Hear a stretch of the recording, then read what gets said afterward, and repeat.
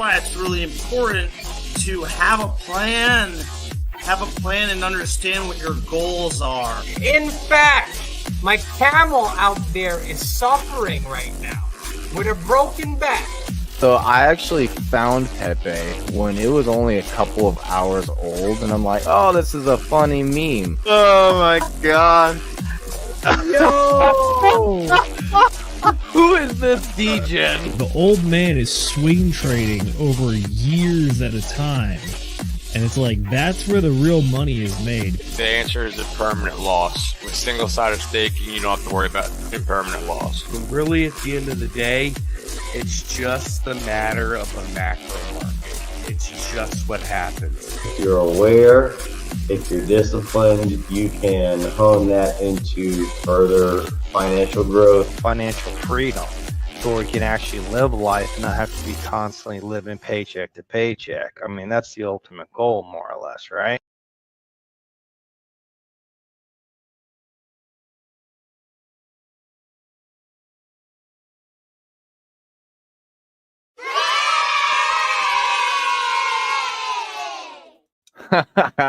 We are so drunk. Whiskey Wednesday. Hello, my fellow degens. Let's keep the slow motion going. This might get really annoying. Let's not do that. Let's have some fucking energy in here. And we're canceled. Hell yeah. What is up, my dudes and dudettes, or degens and degenettes? We're here with Whiskey Wednesday. It is Community Day. So if you guys want to get on later on in the show, you can go ahead and hop on and tell us what you're thinking. However, right now, we're just going to be having kind of a little campfire story chatting session. Me and Will were talking in the green room about a little chart that I was looking at, and he didn't know what it was. So I was explaining it, and we thought, hey, it'd be kind of fun to explain it to you guys as well. So with that being said, though, let's go ahead and jump right into everybody's favorite session of every single, well, aside from the intro.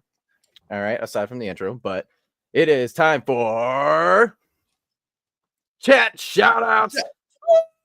I don't know if you were queuing me up there or if you were going to say, yeah, motherfucking shout. Wait a minute. Who are you? Who are you, bro? Who am I? Yeah. I don't know. I'm just some dude on the internet, bro. I'm just some crypto bro. My name is The Ascending Man. You got to do it with the voice. Get it with the DGen Roundtable. And yeah, so I'm just doing a little intro about myself. I like to run around and look for any kind of money printer I could possibly get into. I like looking into communities, kind of seeing what's going on in there, right? I do enjoy watching people create new coins, create new protocols, getting into the depths of like how they work, right?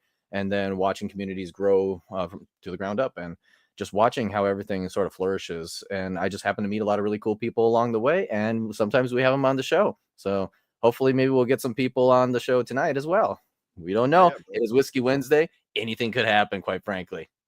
What about you, Will? Who are you? Oh, well, I'm glad you asked, broski. For those of you guys that don't know, hello, my name is Will Stevenson. I'm an iron worker. I travel around the States building television and radio broadcast towers. In my free time, I talk cryptocurrency and self-betterment to degenerates such as this fine gentleman over here and you guys over there in the audience. I love meeting each and every single one of y'all. So on that note, we did already mention it's time for some chat motherfucking shout-outs, broski. Should we get right on into it? Maybe. I think we might be able to get into it here, but kind of squeezing in just a little bit, right? So first up, we have Centurion54. You've got me saying it now. I am ruined for life. Thanks a lot, Will. And he says, what's up, D-Gens? What is up, 54 Cent? We love you, man. All right. And then next up, we have this weirdo called Will Stevenson. I know that guy. I didn't even spell aloha right. This is aloho. Aloho. Gotta love it. All right, next we have our favorite Hexican who is lost in Asia, and he is just here for the intro. I think he means not only what you just watched, but also what we just got done doing right now. So yeah. And then there's Amber Simon. I have never seen you here before. How's it going? I'm glad you're here. I hope you enjoy the show. Aloha, Amber.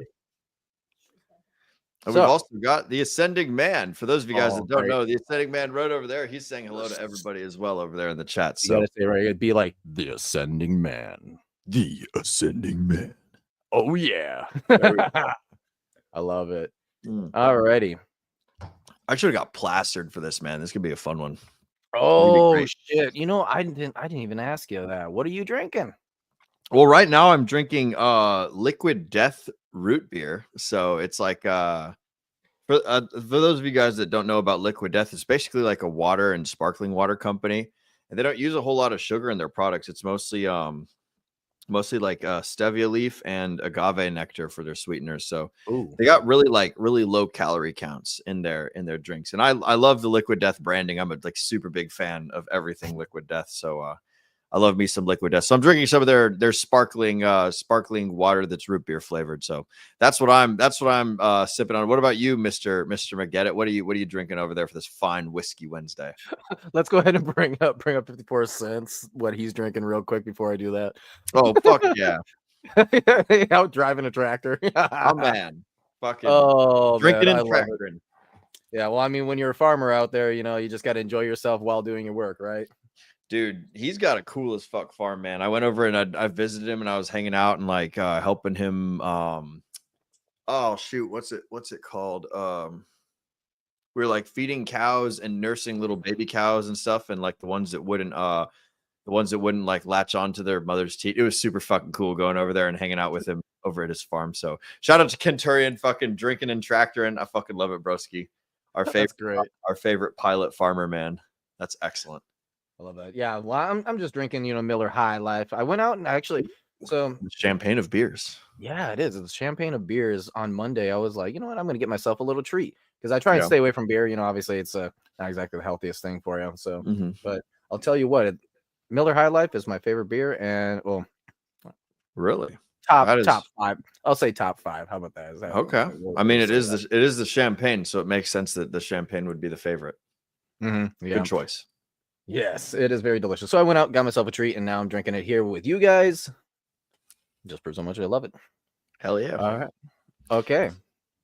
So do we want to hop right into the little story that you had real quick? The story? Oh shit, what story? You were looking through your stories or whatever, and you were like, oh, this one, we should talk about that one. Oh, so I mean, everyone knows kind of that, at least everyone in the Pulse Chain ecosystem. For those of you guys that are not a part of the Pulse Chain ecosystem, some news that happened recently is that Richard Hart has won his case against the SEC. The SEC did not back away. The SEC didn't do a retreat. They didn't drop the charges. They fucking lost in court. So that was pretty cool. That's happened recently. And something that I thought is quite interesting is CoinDesk, Watch Your Guru, a whole bunch of these like big conglomerate cryptocurrency news organizations started they started reporting the story slightly inaccurately. They kept saying that the SEC is dropping their charges and that, like, you know, they're changing up the wording a little bit to make it sound like it's more of like a tactical retreat, or like they're lessening the severity of what actually happened. But no, like what really happened is they fucking lost. They dragged their feet the whole time. They kept filing for extensions. They kept not using the extensions, and then they didn't like amend their complaint in any way, shape, or form. And so the judge was finally like, all right, guys, you fucking suck. You don't have jurisdiction. And even if you did have jurisdiction, like these claims that you're making are full of bullshit. So like the judge wrote a 32-page, basically like, I don't know what you would call it. When she came out with her decision on whether they were going to have the hearing or not, she's basically like, I'm not going to listen to this because it's a bunch of baloney. She didn't only say like this is a bunch of baloney, but she's like, even if I were to listen to it, you guys didn't say a single fucking thing here that is like of any sort of substance. So like she said, I'm not going to listen to it because you don't have jurisdiction, and even if I did listen to it, your claim is a bunch of bullshit and bunch of bogus. So she obviously used better words than that, and I'm kind of like describing it a little emotionally, but that was the general gist of it. And so what's happening with a lot of the larger crypto conglomerate news sources, and what you might see all over Twitter if you're active over there, is that a lot of these larger sources, they're slightly twisting the story a little bit to make it sound like the SEC was the one that's like running the show, and they're the ones that are coming up with like the determination of what's happening. Like the SEC is deciding to back off. The SEC, nah, total bullshit, complete misrepresentation of the facts. It is they lost like overwhelmingly, and this is it hasn't really set precedent because it didn't go to trial. But that's something that a lot of hexicans and pulsicans have been going out on Twitter and correcting recently, is just like all these places keep misrepresenting the data, they keep misframing it, and so there's a whole bunch of hexicans out there just being like, no, you guys are sort of kind of right, but you're missing out on the very key important point, which is that they lost. They didn't walk away, they didn't retreat, they didn't back off, they didn't withdraw their charges, they lost. And that's the thing that I thought was interesting. So that's happening a lot. And somebody had pointed out that basically all these different news conglomerations, or these different cryptocurrency news sites, they all came out and started posting all this stuff at like around about the same time, around midnight, 1 or 2 nights ago. So I thought that was pretty interesting. A little bit sus. You know, one of the things that I'm kind of looking into is like, we obviously know that the vast majority of crypto people don't, or at least the crypto conglomerate, so to say, does not like Richard Hart.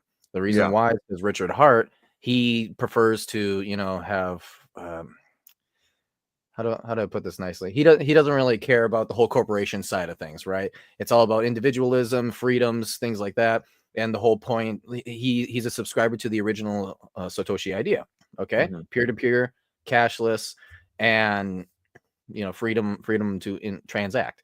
But most of crypto is not really turning into that anymore. The majority of crypto, you look at Sui, say, look at XRP, you know, Ripple, right? Solana, AVAX, you know, Avalanche, Polygon, all of these, they're all funded by people with large amounts of money, funded by corporations for a particular thing that they want to have done. Okay. And the vast majority of them are decentralized, but they're decentralized in a way that maybe they're a little bit centralized, you know?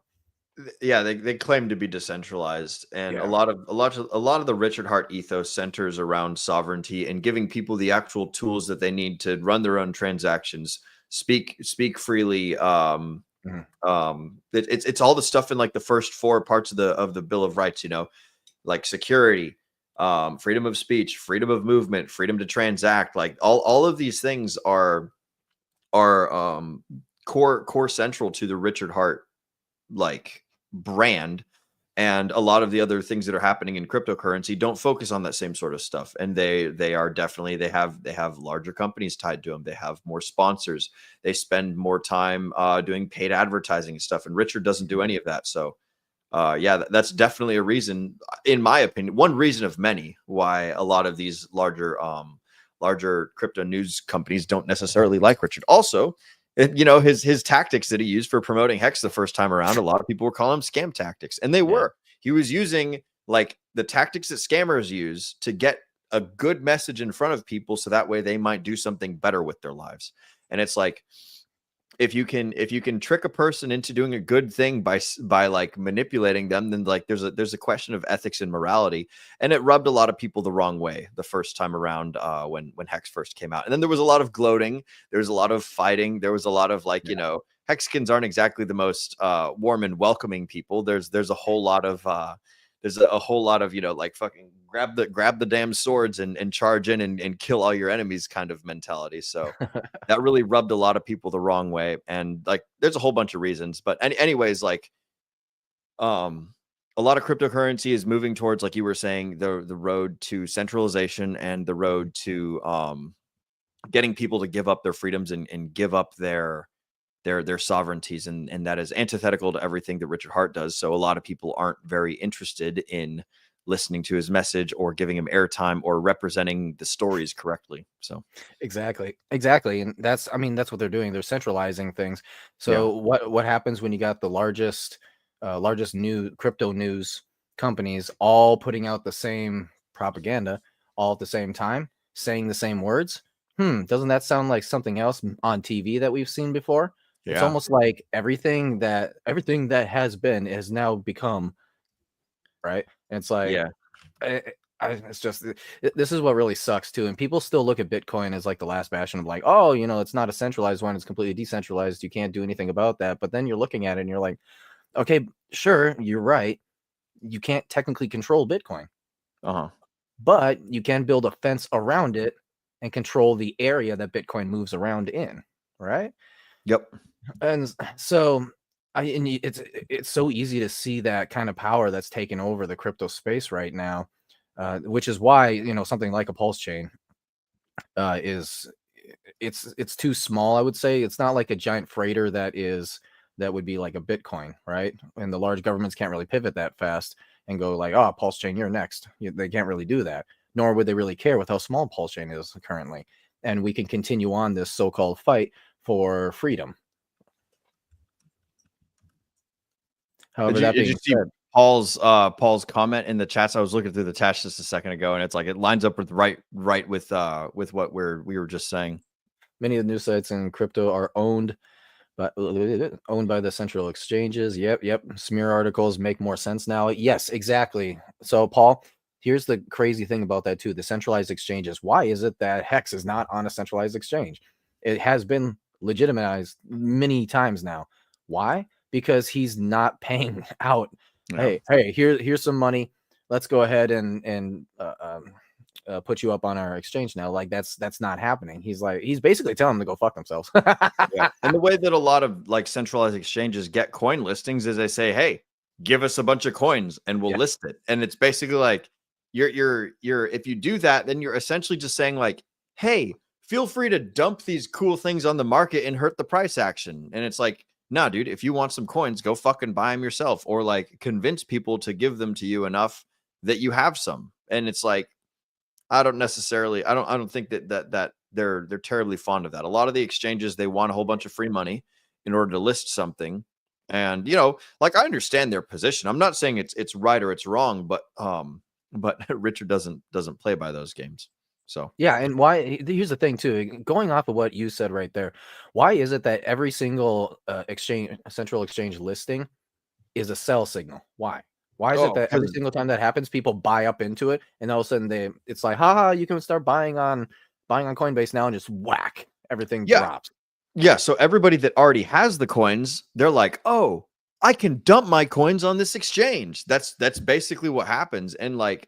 The people that see it brand new on the exchange aren't going to be like, oh, wow, I've been waiting for this. And then they go and buy a bunch. It's like, no, unless it's like super duper hyped up hype train, then, you might have what Sami calls the Burj Khalifa, where it does like those like fucking like a whole bunch of green candles and then just like boom, fucking plummet straight down to the ground. Mm-hmm. So like, when coins get listed on centralized exchanges, like everyone hit the nail on the head perfectly when they kept describing that's totally a fucking sell signal. So yeah, absolutely. Yeah, and I think that's the reason why the SEC, or why this win over the SEC, excuse me, has been kind of just like tamped down. It's because they really don't care about Richard Hart. And so I mean, we need to understand and take the win for what it is. I mean, take every single win you can, frankly, especially like right now. It's been a difficult bull market. Most everything, even ETH, has just been either going down or sideways.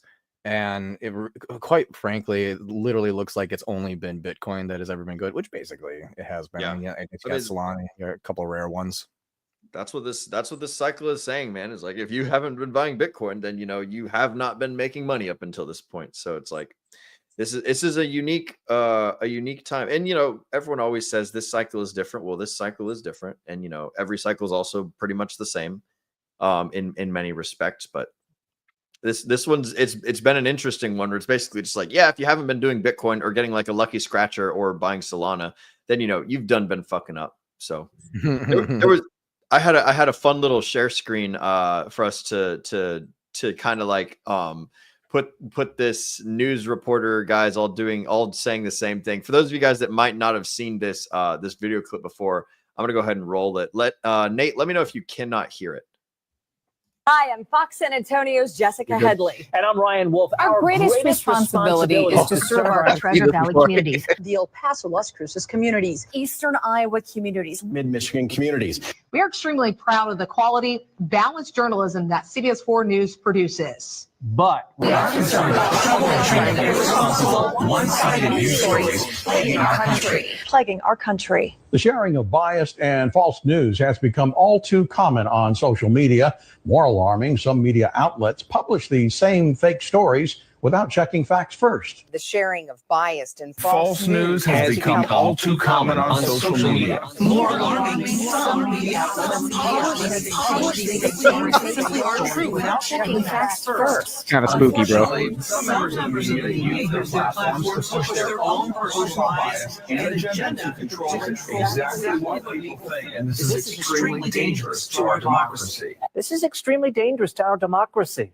This is extremely dangerous to our democracy. This is extremely dangerous to our democracy. This is extremely dangerous to our democracy. This is extremely dangerous to our democracy. This is extremely dangerous to our democracy. This is extremely dangerous to our democracy. This is extremely dangerous to our democracy. This is extremely dangerous. I just like looking at all the different faces they make for it. Yeah, it's like you guys get the idea, Miss Producer. I'm gonna go ahead and take down the share screen. But like, yeah, it's freaking ridiculous, man. And just like, you know, if you guys have never seen that clip before, then congratulations. You can Google it. Multiple news stations all saying the same thing.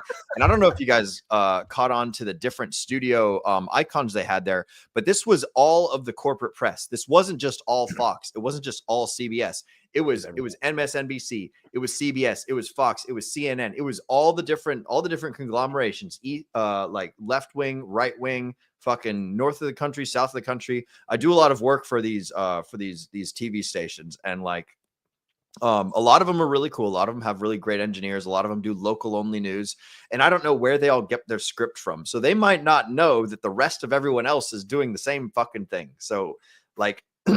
I don't know who writes the scripts, and I don't know who does the reporting, but I'm willing to bet that like with this stuff with the Richard Hart case, there's probably one news source that just informed everybody, and they're like, "Hey guys, this is the thing that we're talking about." And then like CoinDesk, Watcher Guru, fucking whoever the hell, like they all started talking about this stuff, and they all came out with articles on Twitter all at roundabouts the same time, all generally saying that the SEC sort of kind of walked away when really the SEC got smoked. Richard won. Like Hex and Pulse. Turns out you can't sue fucking code. You can't sue blockchains. So wow, it was just really, it was just fucking ridiculous, man. Yeah. So Centurion 54, Mrs. Producer, can you pull up his latest comment? This is why I'd rather get news from crazy people on the internet than mainstream media. Yeah, shout out to fucking shout out to Centurion 54X getting his news from us. Which like, man, you guys see how I do the news. Like I did a Campfire Stories on Sunday with Alan. I literally just scroll through Telegram and just read what the crypto news thing says, and then I'll occasionally glance out and see who else is talking in other places. By the way, we've had two new people join us. Mrs. Producer, can you go ahead and pull up? Tam has joined. What's up, fam? What's up, Tam? Good to see you. Number one Pulse Chain cheerleader, number one Hex and cryptocurrency cheerleader in general. It's good to see you, Tam. Welcome to the stream. Glad that we could have you with us tonight. Then we've also had Paul Sachs join us. The only thing the SEC heard on Monday was tactical nuke incoming. I think that's a Call of Duty reference. That's a Call of Duty reference. I think it was Modern Warfare 2 where it came on. It's like tactical nuke incoming. Okay, excellent. I don't play a whole lot of Call of Duty, but that does seem awfully familiar. And then finally down at the bottom, we've got Funkmaster Hex. Ladies and gentlemen, good evening. Good evening to you too, sir. Mr. Funkmaster Hex, the Trailer Park Boys Julian of the cryptocurrency space. Scottie Pippen gives better advice and information than mainstream media and financial advisors. I don't know who Scottie Pippen is, but I've heard that name before. So shout out to he's Scottie been coming Pippen. out in crypto lately. Actually being pretty based, hilariously enough. But I'm gonna Google who this dude is. Is he a sports commentator guy? Scottie Pippen, he's the basketball player, I believe. Oh, he is? Oh shoot, no kidding. Okay. Former Let's bring professional up Paul basketball Sachs player. as well, because Yeah. when you were playing that, he probably said the best possible thing. It's like, this is extremely dangerous to my sanity. Yeah, it is dangerous to your sanity, but occasionally we have to look at crazy things to remind us that that those cats are freaking nuts. Chicago Bulls, yes, he was on the Chicago Bulls, Mr. Scottie Pippen. Oh, that's fucking cool, man. A basketball player is doing a better job covering cryptocurrency than the cryptocurrency like legacy press. So that's fucking awesome. I love to see it. Oh man, that's so sad, dude. It's not sad, it's wonderful. That's good because I mean he's got eyes. People know who he is, right? Like, Yeah. I mean, sad in the way that like the professionals who should be doing a good job are actually doing a worse job than some random basketball player is like, hey, I like crypto now too. You know, it's like, come on. Yeah, and that's what's great about like the free market. Like when there's I competition like that. between people, you know, we get the best product, we get the best final result. So this is good for the folks at home, and it's good to like, you know, get the people that are misreporting the news to like pull their head out of their ass and fix their shit. So that way they're not like getting beat up by some basketball player. So that's freaking and Paul Sachs has got another comment. Will, just know Michael Jordan never won a championship with Scottie Pippen. It was a classic shake and bake duo. Oh, I don't know what that means. Basketball I presume that's like a top basketball prize. So they never. Do you mean without Scottie Pippen? Without. Okay, maybe he means without. Yeah, because I thought they were like the most extreme freaking basketball duo like ever. Yeah, without both of them. Oh, gotcha. Without. Okay, there we go. Oh, and we've got Mr. Conspiracy Crypto, my good friend Ramon. What's up, fam? What's up, Mr. Conspiracy Crypto? Ramon's a good real life friend of mine. I've met up with this dude a couple times. Super cool cat, and he's got a great YouTube show. You guys should check it out. If you're into conspiracy theories and if you're into cryptocurrency, you would love the hell out of his channel. I think I went over there. Oh man, a couple months ago, maybe even a year ago. Man, I don't remember, Ramon. How long has it been since we did that podcast with Flat Earth Dave? That shit was fucking awesome, dude. Y'all were crazy cool. I met Flat Earth Dave over when we went to the Richard Hart trial in New York. Flat Earth Dave was out there, and Flat Earth Dave, man, he's got a real cool community and a lot of cool Hexkins over there. So shout out to Conspiracy Crypto. It's good to see you, Ramon. Welcome to the stream, buddy. All right, excellent. Okay. You want to talk about the ISM? Oh, do we want to go? Yeah, we can talk about ISM. Okay. I don't know if you had a different direction. I kind of just blurted that out. No. I was wondering if you had any more stories that you wanted to talk about before we moved over there. I have a cool fact. Something I just recently finished a 72-hour fast. I've never gone 72 hours without eating before until now. And man, dude, that was an interesting ride. Turns out you don't need food as often as you think you do. Like, yeah. It was difficult for the first 24 hours, and then the 48 was like easy, and then the tail end of the 72 started getting difficult because I started getting like antsy and started like, you know, thinking about it a lot. But like when you're just going about your day and you're not thinking of food, it's like if you could just ignore the occasional hunger pains, like it's really not that bad. That was pretty cool. That's one thing that I did recently that I thought was pretty nifty. So if you guys haven't done a 24-hour fast or a 48 or a 72, like give it a go. You know, make sure you drink plenty of water and make sure you have salt. You drink some salt so that way you can retain the water. But it was pretty cool. It was pretty interesting. I learned a lot about like my patience and how to not be like hangry at people. I definitely got triggered a couple times. And I had to cut off some conversations because I was like, look, I can't listen to you right now because I have no patience. I love you. Please, like, I'm going to exit this conversation before I say something that I regret later. So that happened a couple times. And apologies to you guys out there who had to like if I made anything uncomfortable. But yeah, it was a good time though. It was a good time. Have you ever done any sort of fasting or intermittent anything, Nate? Basically, I uninvoluntarily do intermittent fasting because of my job. So from when I eat supper to when I finally get around to lunch, it's been what you may count as intermittent fasting. Okay. And I'm starving the whole time. Yeah, of course. Yeah. But then it's just daily life for me at this point. Mm-hmm. And then you're out there like burning some serious calories though, like walking around with like the pest tanks and like you like that is you're not just like sitting in a chair all day just hanging out. You're out there like in the sun, driving around, thinking and burning stuff. So that's pretty good, man. Yeah, it's 4 gallons, man. It's a 4-gallon pack that I got to carry around. And like even today, you know, I had to. Oh man, it was probably about a good 10 feet, and it was just these rocks going down the hill. And I'm like, okay, well, I need to get to this side of the house, and so it's like stepping stones. You got to step all the way down, 10 feet all the way down. And it's like, okay, cool. Now, since the freaking fence is right there, now I got to go back up those rocks. That was a tough house, but you know they were very nice people. So we we got some comments about fasting as well. I want to say though, bro, like 4 gallons for that spray tank. For those of you guys that don't know, 1 gallon weighs about 8 pounds. So 4 gallons, that's 32 pounds of stuff you're carrying around all day, every day. So you're getting that good workout. So Yeah, we've got not including all the other stuff too. So probably about a 40-pound pack, I would say. Yeah, probably, dude. That ain't nothing. That's pretty significant. So going all day with on like, you know, yesterday's lunch or yesterday's dinner all the way or supper all the way up into lunchtime of the today. It's like that's a long time to be going without food, bro. So good on you, man. I like it. And then we've got Conspiracy Crypto talking about fasting. Fasting is a real healing. So yeah, absolutely it is. If you can fast long enough, then you can fix the fuck out of your body. And speaking of Mrs. Producer, her longest fast, she has spoken in the chats. Her longest fast was 14 days. Shout out to Mrs. Producer. That's fucking nuts. I don't know if I could do that. That is crazy. Shout out to Mrs. Producer behind the scenes. You can do that. Isn't it like you can only go 7 days without food without dying?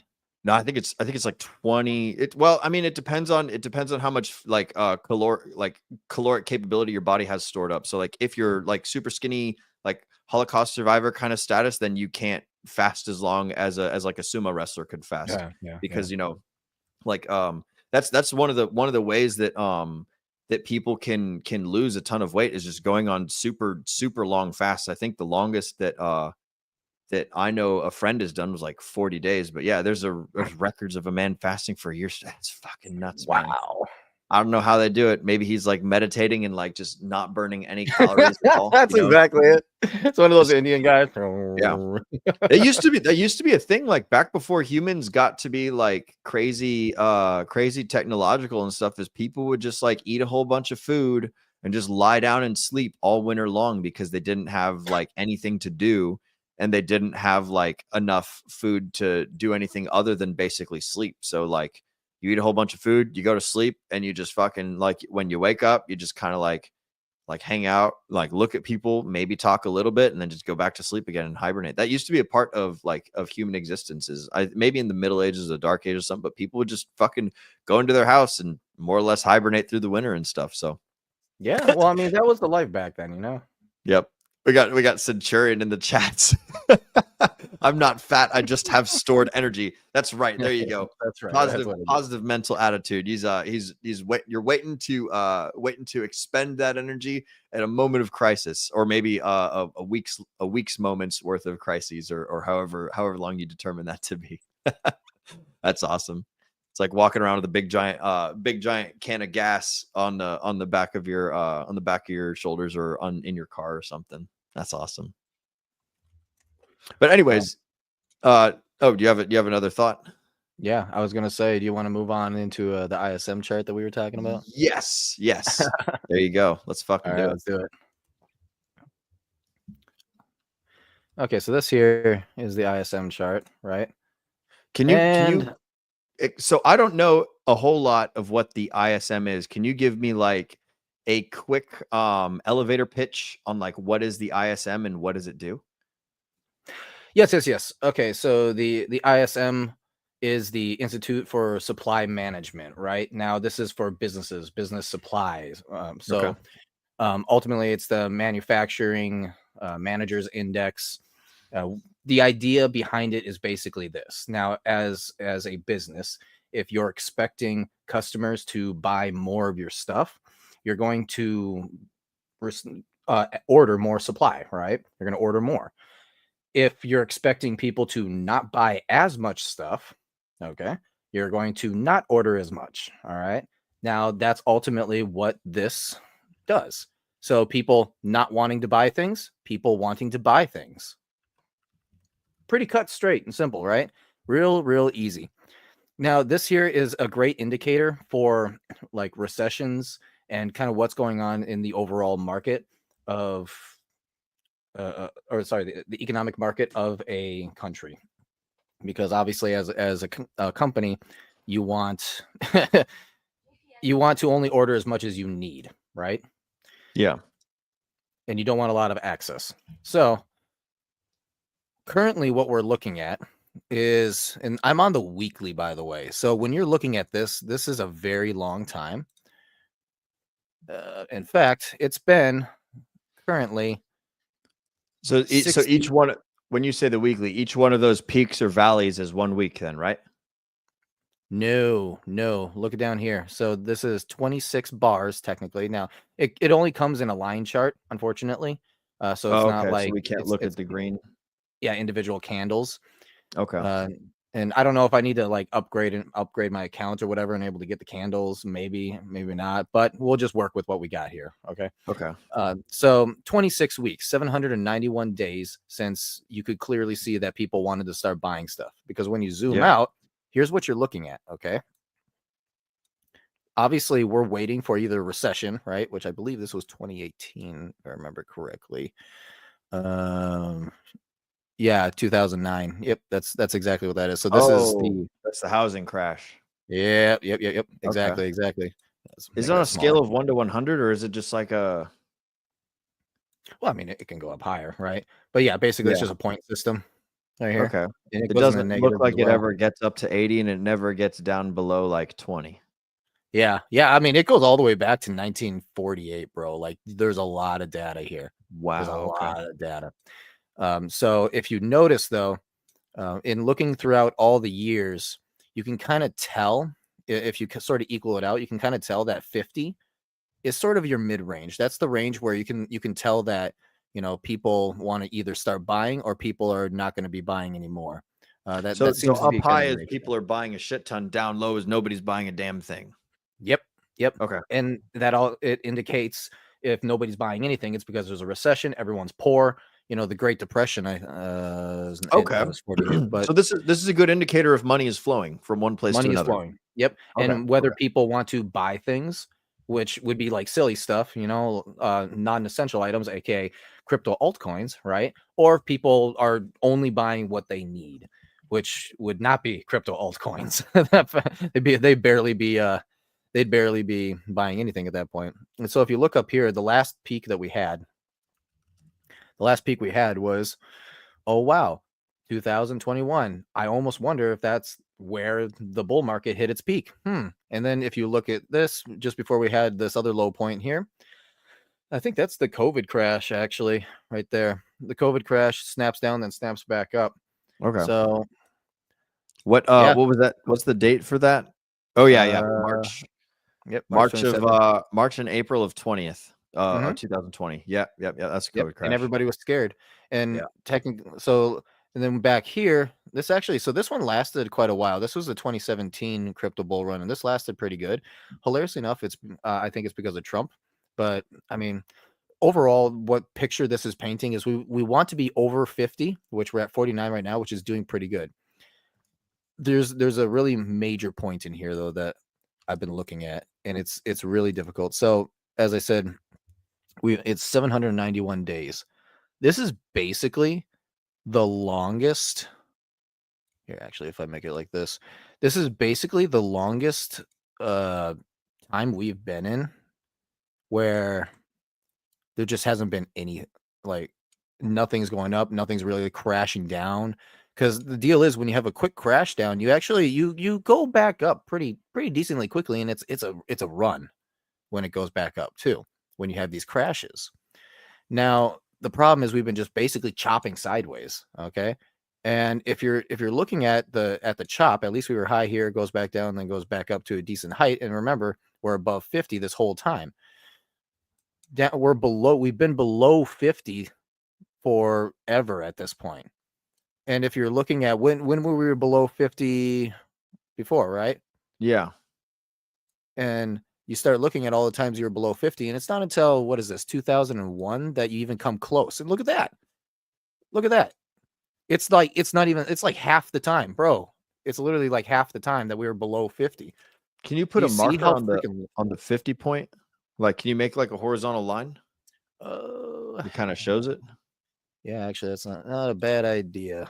Let's see where it's 50. Yeah, we're just gonna. I think there's if you click on the little arrow next to the line, you might be able to make an infinite horizontal one. I think. I'm pretty sure. Is this TradingView or is this Dex Screener? I know how I'm semi-familiar with Dex Screener. TradingView. Okay, gotcha. But well, that's pretty damn close, anyways. 49, 50. That's pretty much there. Yeah, it's Okay. basically right there. You know, it's just So- to kind of create a point. So the Yeah. last time, all right, so even then we had a spike here, but even with this included, the last time that we were below 50 for basically the amount of time that we've been in was all the way back in 1991. Okay. Bro, that's a long time ago. That's how long it's been since we've had the ISM underperforming like this. It's crazy. Yeah. However, we are starting to get life. Like even even the moments here where we didn't really have that many, like it was legitimately just chopping sideways, right? Before we hit that last spike there. Like even that was 420 days. Okay. That's longer than the majority of like all the other times as well. So here, when I'm looking at this chart, what is this saying to me? And why does it matter? And what's important about it, guys? Okay. You're like, Nate, I don't get it. Why do you care? I'm going to tell you why I care. Why is it that all of our altcoins are basically chopping sideways, going down, and nothing's really happening? Well, I think it's because the ISM is telling the world right now for the past, how long is that? 26 for a very long time, 791 days. For the past 791 days, it's been telling the world that we don't want to buy anything. It's not, technically it's longer than that too if you look at the downtrend here, right? So it's even longer. Since 2001, basically, this trend has been telling people we're not buying. We're not going to buy. So companies are just not buying more supply. Now, if the downtrend and people not wanting to buy things means that people are not going to buy altcoins, why are we still in a bear market when we should be in a bull market, right? How come the bull market hasn't been going like the majority, or maybe acting a little weird, but the 4-year cycle is still technically intact? But you know, it's like, why are the altcoins going all weird, right? It's because people don't want to buy things right now.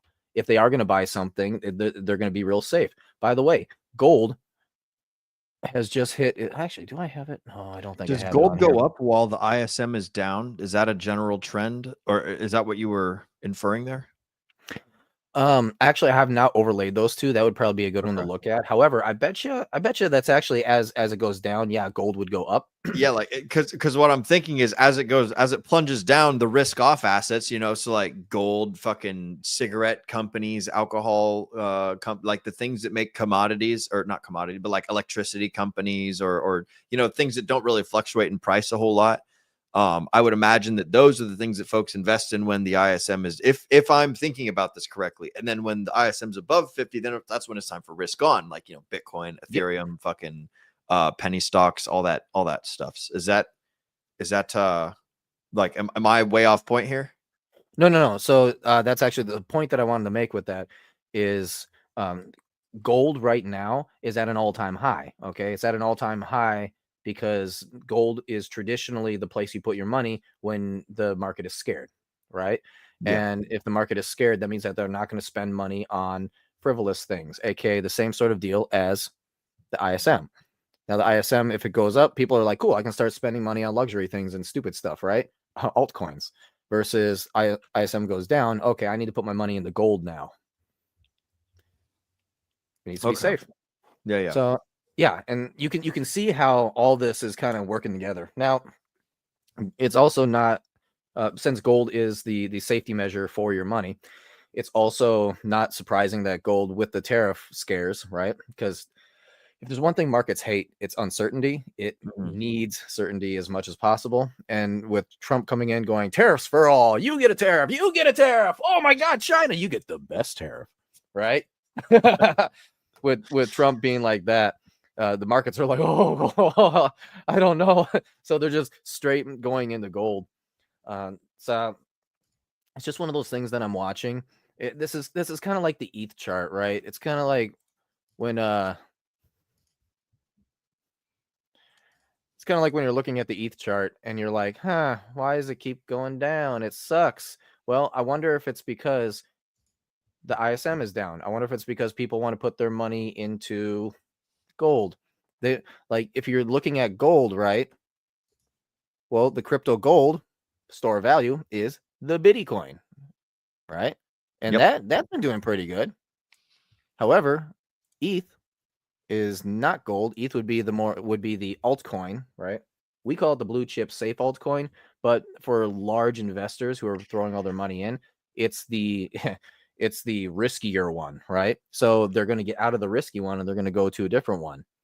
I mean, like, can you blame them over this last, half a year or so? It has not been doing very good. Like for a blue chip, it's been doing dog shit, man. Oh yeah. Yep. Yep. Absolutely.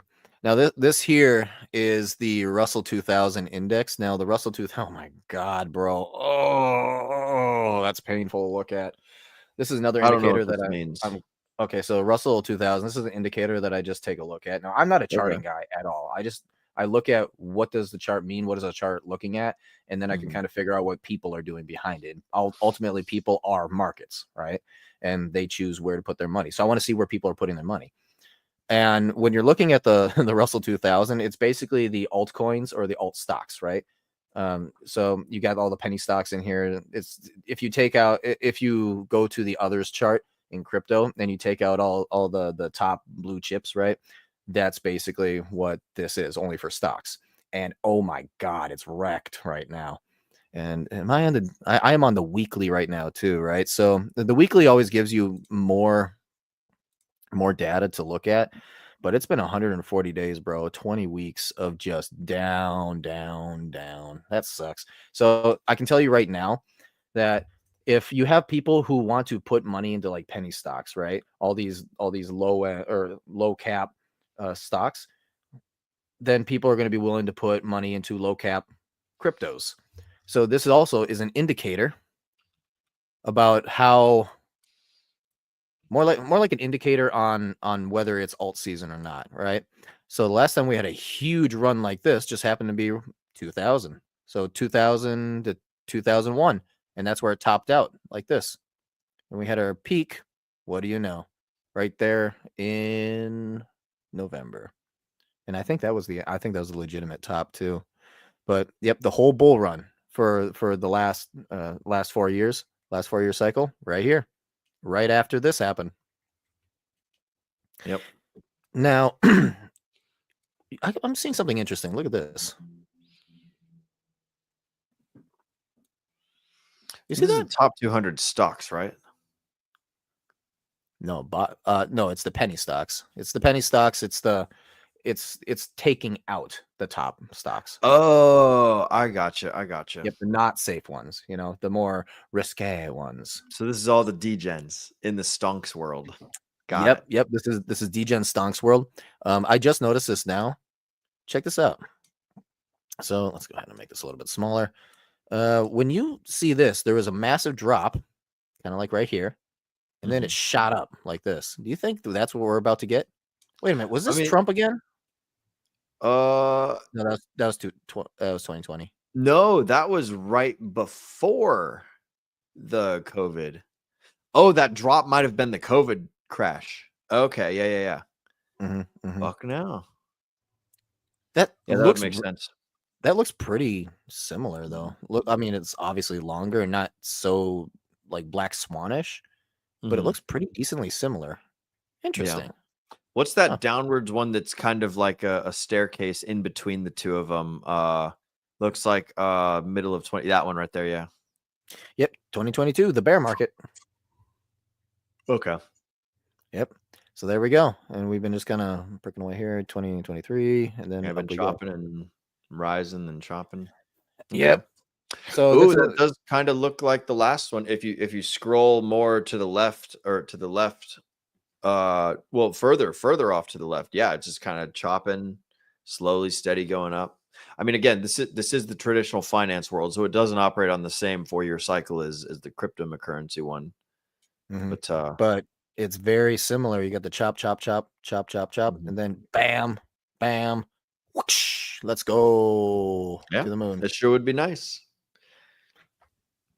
Don't know. Maybe something happens. But on the other side here, we've got, oh man, this sucks so bad. This is probably my favorite indicator. It's my least favorite now because it looks ugly as hell. But this here is the others market, excluding the top 10. Okay. Now, excluding the top 10, cryptos, right? So this is like this is degen, this is alt season stuff, and you can kind of tell where everything is. Now I mean I'm messy as hell. See, this is how you can tell I'm not a chart guy. I'm just like throwing shit out there, right? But overall, you can kind of see how you basically you get this like downward and then it spikes up, downward spikes up, and then what I thought was going to be downward, and then I thought it was going to spike up from there, and it's like, no, we're going to chop and then we're going to shoot down again. Yeah. Bro, why do you suck so bad? It's like, wah, oh no, no. Turns out the red box needed to be longer. What a pity. Yeah, now see, this was like the longest I could make the red box based on former data, so we are very long. However, these here are fractals of the last 2 cycles. I believe Is this the one blue here one was less. self hand drawn, or is the blue the light blue one? Oh yeah, this was me yours when then? this was me when I did my show. I did my guess on what was going to happen. Oh, I okay. totally botched Gotcha. it. It didn't turn out too well, bro. Yeah, I wouldn't believe it. That's part of why I don't make predictions, is because like everything that I think is gonna happen just fucking way off, just way off. And like I know so little of what's actually happening. So like, oh man, I feel you, bro. I feel you.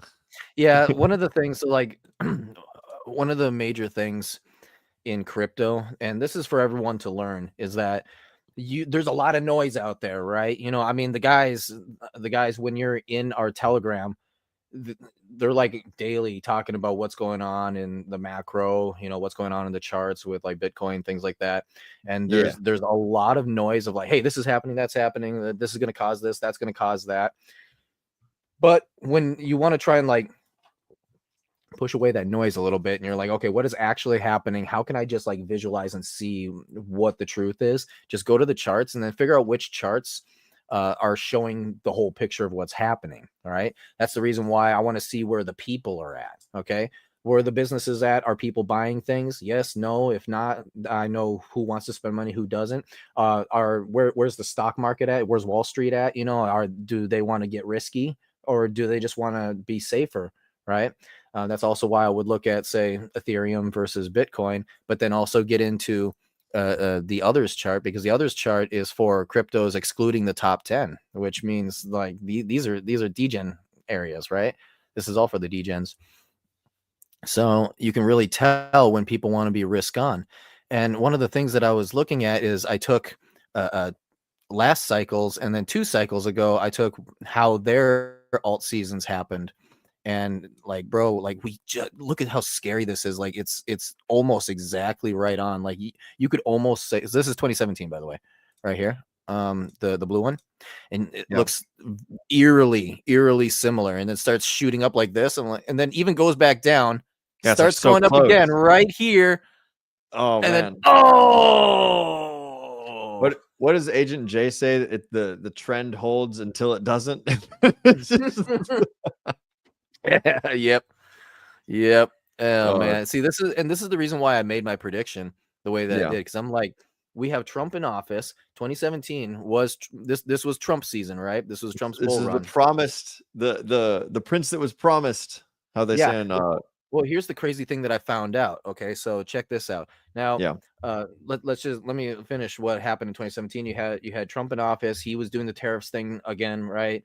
And then they also had high rates. The Fed had their rates up high. So what's happening right now? We have the Fed rates up high, although they're technically higher. We got Trump in office. We got Trump doing the tariff wars again. And where are we? Exactly, and fail. You know what I think it is? Isn't it funny how Trump is sitting here saying, I think Jerome is late. I think Jerome is late. Now's a good time to cut the rates. And then he's also saying, hey, China, stop this war. We need to have the tariffs, and enable to coax China in basically seceding from the tariff war.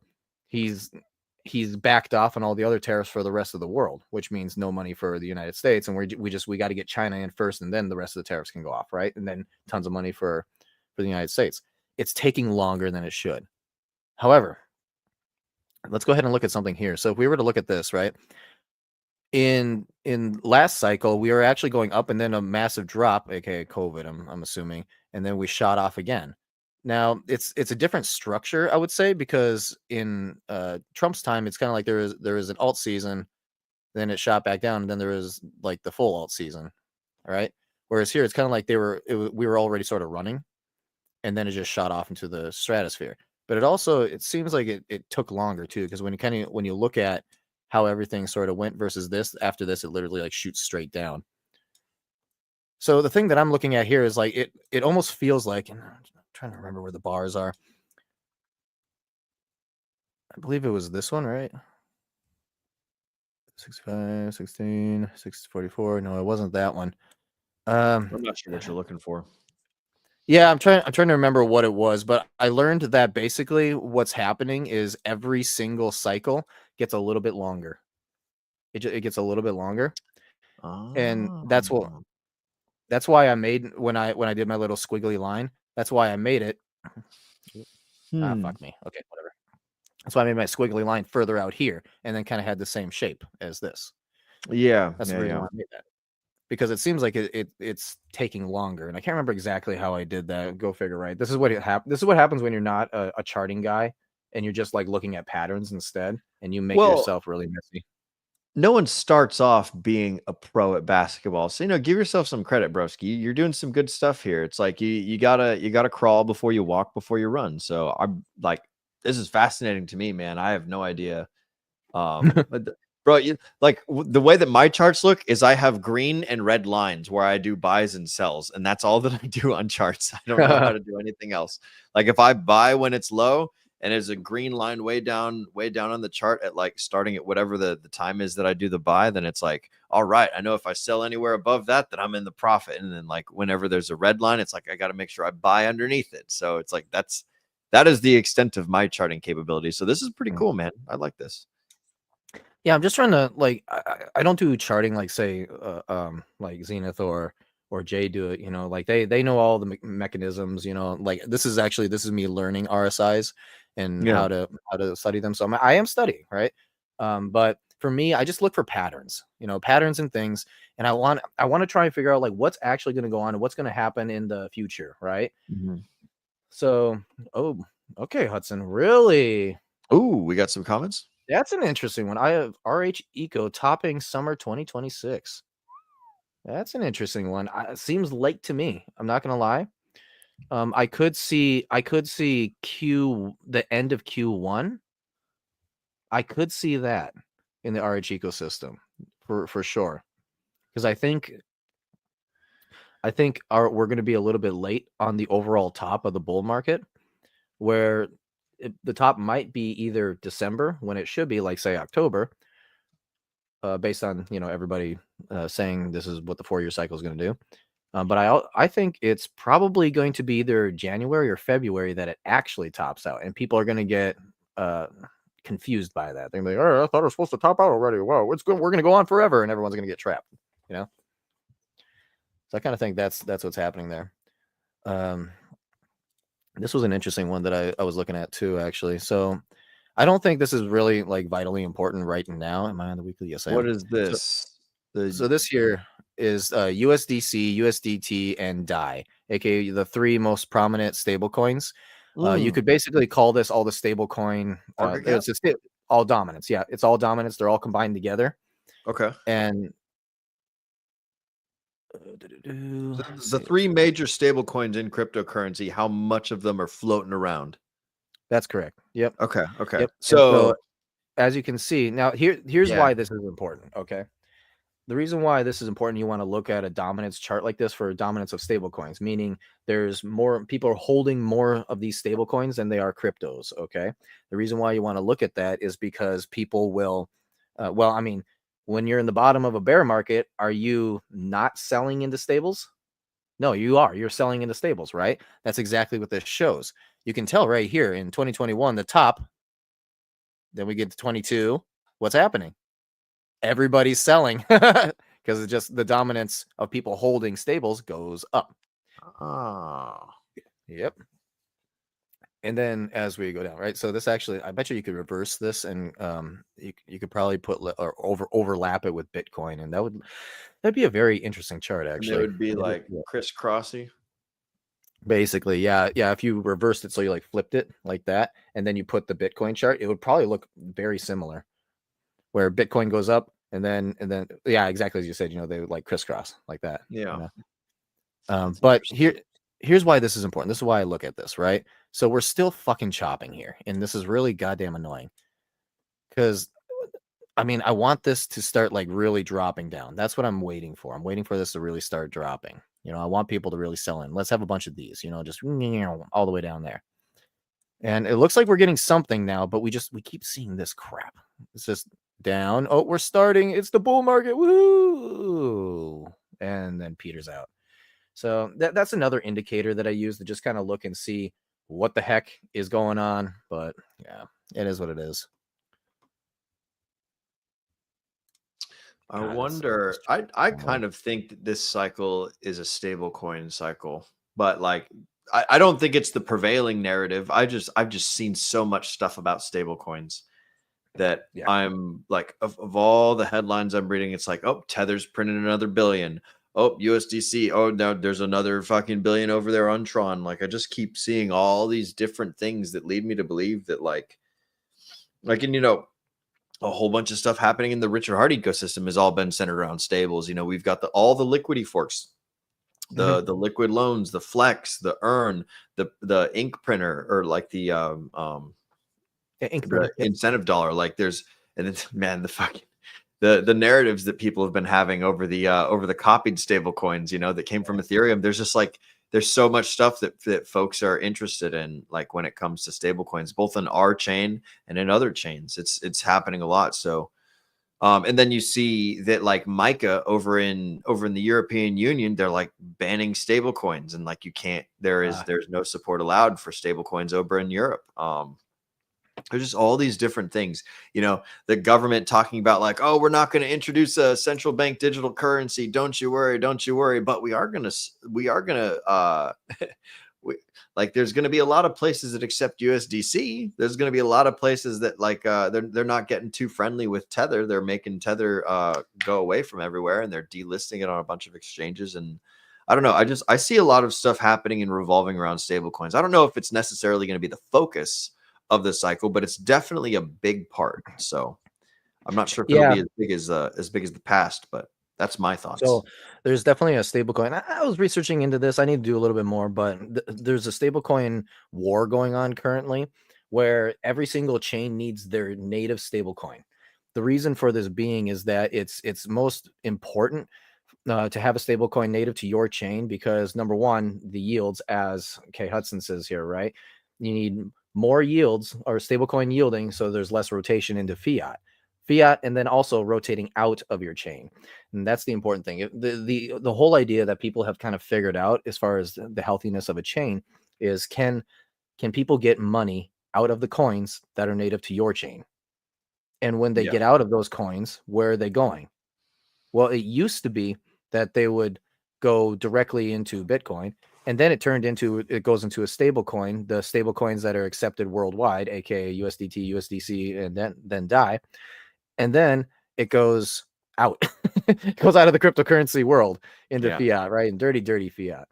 And so now what they're figuring out is, hey, you don't need to go into fiat anymore. And also you don't even need to go into these other ones and go play around on other chains. You have everything that you need right here. All you need to do is just have these high yields on our own stablecoin, not those other ones, the other ones to go out, right? Out of our chain. You can come to our chain, have higher yields, and retire off of being on our chain. That's the reason why stablecoins are so vitally important. And as much as I love the liquidity forks, it is a fantastic protocol and I love them. The mechanical idea of how those stablecoins stay pegged, it's not the strongest. It stays pegged to 92 cents to 108 cents, but $1.08, right? It stays pegged like that. And that's not what you want. You want stable like 99, $1, $1.01, 99 again. That's what you want. And that's the true stable coins That's why something like MakerDAO, aka the birthplace of DAI, was such a big deal, because that was the first time that you had a stable coin that was backed solely by crypto, which was insane. And that's also the reason why 3 of the creators of MakerDAO are dead. Yeah. And all the other ones are shutting the fuck up and no longer in crypto, as far as we know. Yeah, Alexander turned up dead on a beach, or maybe it was Andre. I can't remember. One of them died, like suspiciously drowned or some shit. Like I didn't know there was a whole bunch of them that died though. That's fucking nuts, man. Yeah, that's crazy.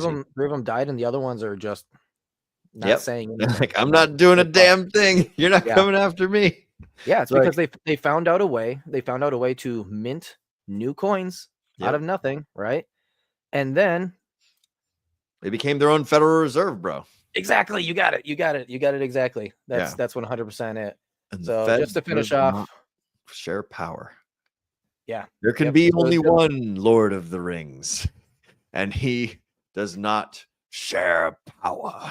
Actually, I think that's a great place to end on there. Dude, one of the things that concerns me about the liquidity forks is how do they maintain price control when the asset is going like plummeting in price in a bear market, you know? So like that's the thing, like the thing that's backing the dollars. How does that hold its so like when you've got all these vaults that are set up to be, you know, secure at X, Y, and Z price range. When it moves out of that price range, you have auto liquidations triggering and all sorts of craziness happening. Like what happens to all those liquid loans, dollary dues, the earned dollars, the ink dollars? Like what happens to that when the price of the Pulse, when the price of the PulseX, the incentive, the Hex that backs all these stable coins, what happens to those dollar stable coins when the actual underlying asset just plummets in price? So that's an interesting thing to think about. It looks like we're making space for a cool friend to join us, if I'm not mistaken. Have we got? Let me check the private chats. Mr. Nate, do you want to announce this gentleman joining? Yes, sir, I do. We have Paul Atkins. Holy shit, Mr. Paul Atkins, head of the SEC. Yes. What's up, Mr. Paul? Yo, can we get a sound check on you real quick? I cannot hear him. Can you hear him, Nate? Nope. No Paul, sound. we cannot hear you. For those of you wondering, microphone. This is Mr. Paul Sachs, named after PulseX. His parents liked him a whole lot, and they liked the PulseX exchange a whole lot, and so they named him Paul. Can you hear me? No, not that. Yes, we can hear you now. You can hear me on that one? Yep. Cheers. Okay, good deal. What's up, bro? Hey, I freed your boy this week. Nice. nice. No, what's up, boys? Oh, we're doing good. All just ranting and raving over here. I seen you were going through the charts, disseminating down how far we are from the money printer. It's like, oh, we are a long ways from that. Yeah. From that pot of gold. Sadly. But yeah, I mean, yeah, you were right. You were hitting it. Hey, we got to go quite a ways before it gets to us, which is fine. It's just that's the risk scale. Yeah, yeah, it's unfortunate too, because it's like I kind of wish. I don't know. I wish we were like taken off already. I kind of wish we already had our mini, what should be our mini, or alt season wave 1, but we just didn't. And I swear to God, I'm blaming Trump and his tariffs for it, because I think we were primed for it, and they were primed to stop rate cuts or start quantitative easing, and then it's like, oh, Trump is in, tariffs, and everyone just panicked and straight in the gold. Yeah, kind of. Pulse Chain itself, we hypercycle this whole thing. We go through multiple bear markets and bull markets in the meantime of everybody else. Like you could see where we peak off. There's not really a blow off top per se, but we drop back down. We float sideways for 180 days or so, 150, 180 days, and then we mysteriously start coming back, and it's just exercising to get the weekends out, right? Yeah, it is very interesting though. Like I haven't really thought about that, but you're right. There's there's a cycle within a cycle over here on Paul Street. Yeah, it's got to be because of Richard. Actually, Richard and his friends, most likely. You know, I don't care. There's money coming in regardless. Yeah. It's not my money, so it's somebody else. Heck yeah, I love that. No, I don't. Were we really going to schedule to go up? I don't think so, because you just had the stock market. You had a lot of that stuff just making new all-time highs in February into March, right there before all the tariff talk started. Yep, so, March was where you basically should have had what you would call, you know, the ultimate high, miniature blow off the top for everything, right? And then from the stock market, it goes down into like penny stocks, and then from there it goes down into crypto, alts, and all that, and just flows down. And ultimately, it should have been those months, like March to April, should have been, you know, that goes up like that and then comes back down for the summertime. And then right around, say, September, it starts going back up again. And then in October, and then you hit November, December, that's when, you know, you should have the ultimate blow off top type of deal.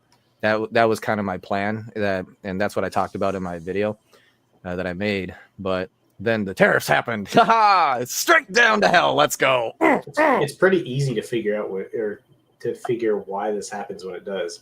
Mm-hmm. Everybody that does a W-2, they all get their taxes back in mid-April, or so anywhere from March to April, in the early May, they're getting their taxes back. That's where the whole saying "sell in May, walk away" comes from.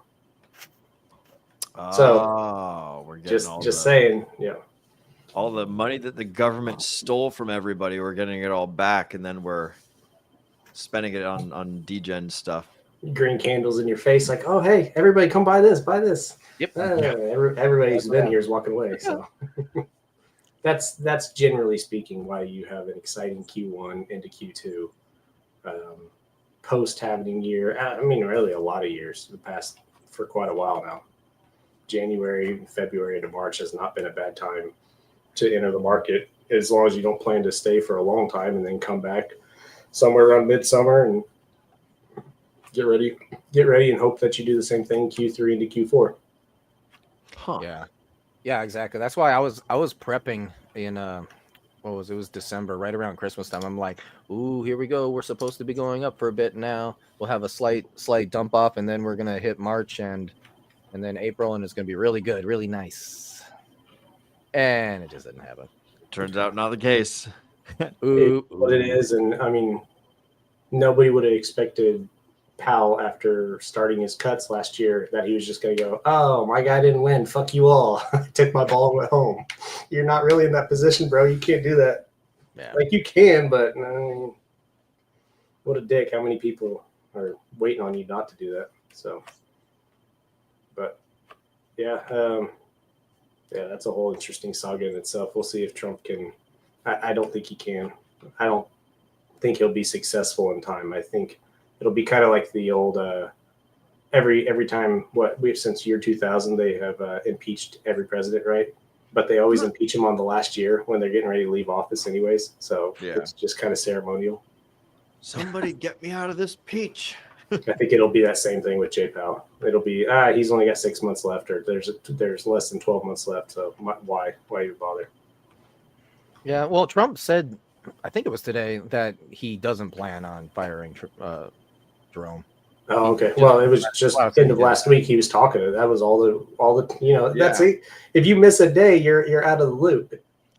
Yeah. See, Will, that's what I was talking about in the green room. How I'm not looking at the crypto markets as much anymore. I'm looking more at the political side, because that's the fun shit right now. Yeah. I'm not gonna lie. The way that Trump works is hilarious as hell. He kind of just says things. He says things and he sort of throws it out there, and then he just watches the reaction. Yeah. Right. What's that saying? Like, you just throw spaghetti on the wall and see if something sticks. It's just like politicizing and determining policy based on the number of likes and retweets or some shit like that. Yeah, right. And so as soon as he got negative, oh no, this would be so bad, there's no reason to do it, and then as soon as he's like, maybe I shouldn't do that. And so then today during the press conference, he was like, oh, I don't plan on doing that. It's like, okay. I would never do such a thing. Who's running the White House account? Have you guys looked at the tweets from White House? No. No. Oh, no. Dude. Are they being? It's definitely It's a Gen Z. Like it's somebody. The terms are like at one point it just said it was Trump over the weekend when he was threatening all the tariffs a couple weeks ago. It just said let him cook. Let him cook.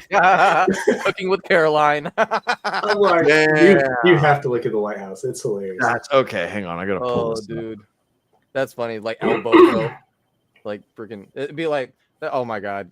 So that's what we got to wait for. We got to wait for like China in major recession we need to drop the tariffs to save them and be like, and then the White House would be like El Bozo or something like that. Probably calling somebody dog water. Oh my god. It's gold, dude. This is gold. All right, hang on. I'm gonna do a share screen. This is some good shit here. All right. Let's see. Mrs. Producer, if you don't mind, I'm gonna do the old presenter-rooney. The White House. Look at this. Look at this fucking first thing that pops up right here. We are not the same. We are not the same. It's fucking they're just doing fucking memes, bro. We are not the same. Oh my god. Fun fact. Donald Trump is the only convicted criminal in these photos. Well, I mean, convicted criminal, what's his name, is a convicted criminal, but yeah. Bro, this is fucking hilarious. Not in the United States convicted. Trump welcome wounded warriors. Okay, no, that he one's is actually. He is because he was beating his wife. Oh, yeah. Model citizen. If he was a citizen. Okay. I want more fun stuff. I want to see let him cook. Oh, the White House keeps reposting. Let's see. Read the facts. Oh my god. At this rate, I didn't realize they're posting 20 times a day. You might just have to use a search bar to remove. Yo, that's wild. I am quite pleased about this though, with RFK removing the food dyes and stuff. It's like oh man, I saw this really great thing by the Babylon Bee earlier where it's like Democrats in protest of RFK start drinking bottles of just straight food dye. And it's got Elizabeth Warren and Ocasio-Cortez just fucking like chugging like pink and yellow bottles. It's just hilarious. Bro, so I listened to when RFK was talking about when he was talking about banning the dyes and stuff. Scroll back up real quick. Was that the Besant one, the clip I've been looking for? This one? Up a little bit more. Besant notes? Okay, so there was a clip of him before I've been looking for it. I don't think this is it. It was like somebody shot it on a cell phone. I don't think he intended for it to be recorded. It was before Trump was ever in office. It was either last summer or the summer before, but he said, and I quote, "There's a monetary rollover about to happen in the United States, and I plan to be a part of it." And it was like, if you know Besant's history, he was the key figure in Soros's operation for basically breaking the pound. Yep. Yeah. Okay. And it wasn't on X for very long. It was about a week ago, and then it just disappeared. And I didn't even know the account that it came from, and I can't find it on there either. So I'm like, yeah, that wasn't supposed to get out. Okay. Interesting. Well, fucking A. Nate, So what was it? It was that kind of view. It was him on stage with another guy. The clip I'm looking for. Gotcha, Mrs. Producer. I'm gonna go ahead and pull down the share screen. So if we can go back to the normal mode. Thank you. Nate, you were gonna say something a second ago. What was that? Yeah, well, so it's the sentiment of the people, right? And I got a huge sentiment read when I was listening to RFK talking about like the dyes and healthier foods and things like that. Because someone had asked about like, oh, are you going to go after you're done with the food? Are you going to go after like the pharmaceuticals next and start taking stuff out? And he just kind of gave a little bit of a smile, kind of like, oh boy, I want to say so much, but I know I can't right now. And all he said was like that they are next, and you got like a bunch of people just go out, woohoo, yeah. And I'm like, this is supposed to be like a professional news thing, where people are not supposed to be, like, freaking sports, this is a rally, let's go. They're not. And I'm sitting here like, we Americans, like, we are all for everything. or the majority of us are all for everything that's happening. You can tell that there's like the younger crowd, so to say, with a lot of energy, who are just like hooting and hollering, like, yeah, let's go, deport them, make us healthy again, take this out, take that out. And it's There's like a lot of zealotry in America, a lot of apathy and a lot of zealotry over some pretty crazy stuff. Mm-hmm. There's also something really weird. People confuse DC for a religion. I mean, same thing we see in crypto too, you know, and unfortunately. Something really interesting that I don't know if you guys probably haven't like looked at this. Maybe somebody in the audience has, but when you're looking at all the protests against like Elon Musk and Trump and all that, do you notice that basically everyone is old? That's not normal for a grassroots protest from, you know, what you saw in the past 100 years for political protests. Which protests are you referring to? A bunch of them, Nate, or one specifically? All of them. Go look at them all. Like start looking at all of them. The ones that pop up in front of the Tesla dealerships. Is that the ones you're talking about? In front of the Tesla dealerships. There's the ones in front of the White House. What's the ones? Do you think they just bus old people with like? I mean, I don't want to get conspiracy theory here, but do you think they just go to like random old folks' homes and just get people with like dementia and like, I wonder are we going to Walmart today? And Okay, so you want to know some crazy stuff? I went down a little bit of a rabbit hole with this, all right? Because I got curious. I'm like, I started noticing there's really old people, and it's just like they're always repeating the same thing, and I'm pulling back memories at this time from like 2016 and all that crap, right? And so I start kind of going down a rabbit hole. And what I found was that number one, there's like Act Blue, USAID, a USAID or whatever. There's a bunch of these that funnel money to nonprofits that have these groups, mainly Facebook groups and things, where they just talk about rhetoric. And it's all like Democrat, like hardcore Democrat, socialist type. And then they actually get paid money, like $500 to go protest at a place, and they get to be freely bussed out to that location. And there's legitimately some investigators who go to these rallies, just asking, "Hey, like, why are you doing this?" But they're like looking at the faces of these people who are like, "Don't talk to him, and things like that. And they're like, oh, I wonder why this person has been at 5 different rallies around, or 5 different protests around the United States of America. They're literally professional protesters, and they're all old. The crisis actors and the But yeah, they use the basically they use the, I don't know if it's geocaching or if it's some other programs, but they saw the same thing happen over in Gaza. You know, guys popping up that way, you know, so all of a sudden they're here, and then they did the same thing. It's not a new tactic. Yeah, it's an old playbook. Yeah. Can we bring up Moonpill's thing there about boomers gonna boom? Because I think he's got a point here. I get a bad feeling that the hippies are the old hippies are reliving something, possibly. Fucking A, man. Put my Medicare.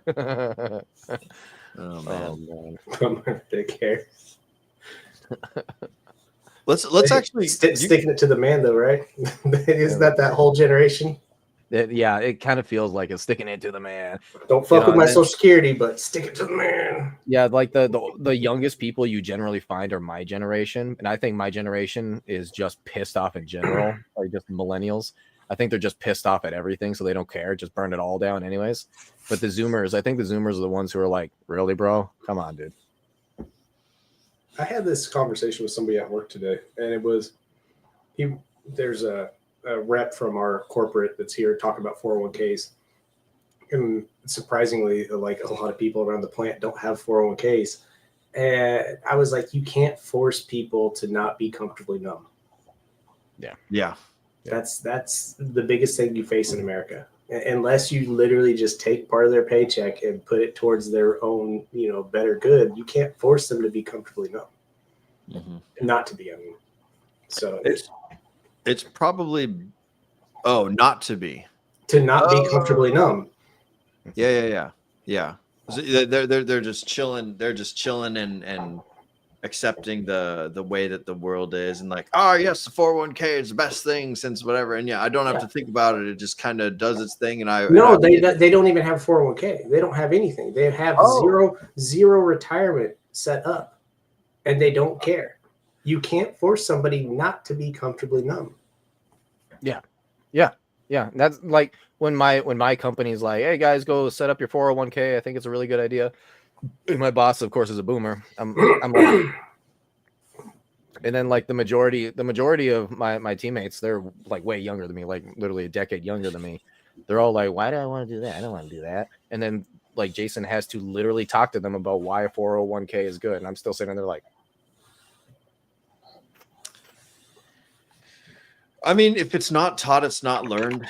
I think that there's, I don't know if I'm an elitist for this opinion, but like, if they don't want a 401k, I mean, somebody's got to pour my coffee.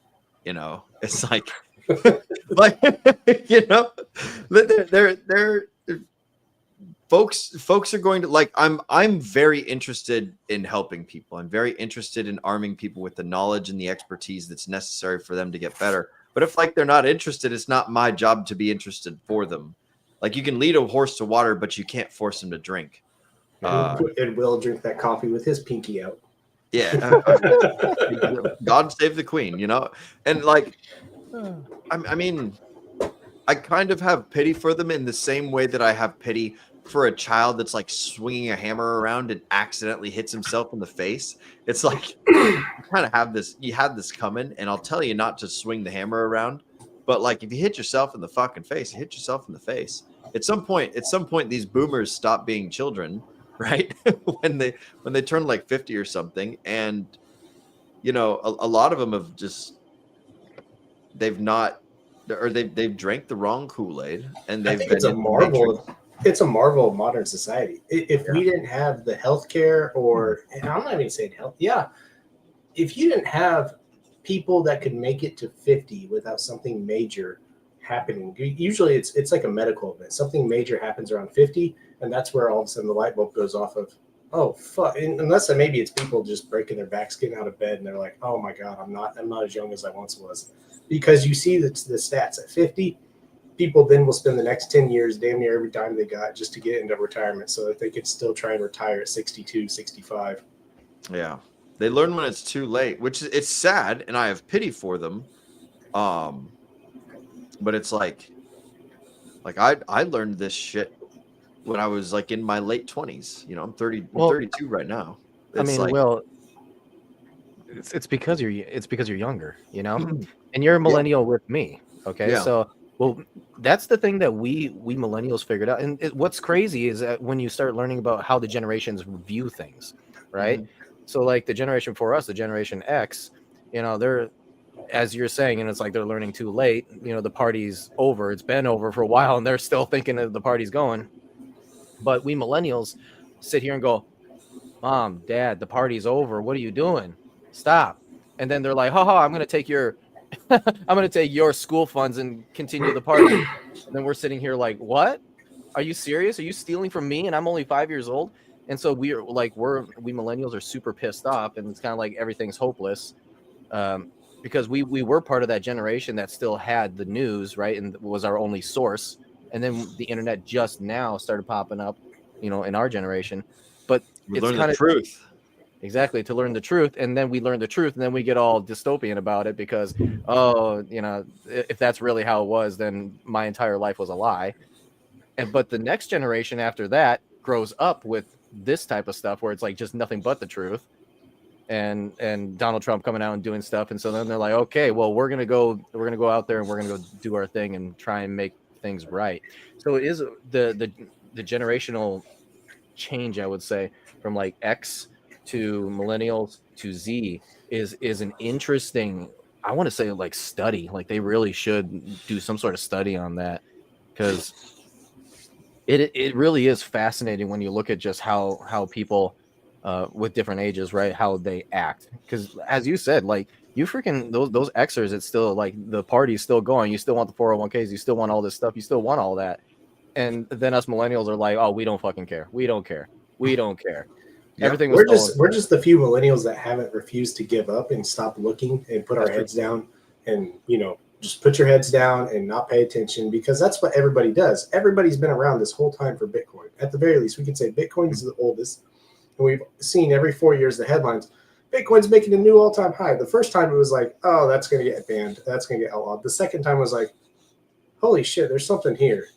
And then most of us all went back to sleep. And it was 2021 when it was like, okay, why is this thing coming back again? And that's where that's the class we all came in on.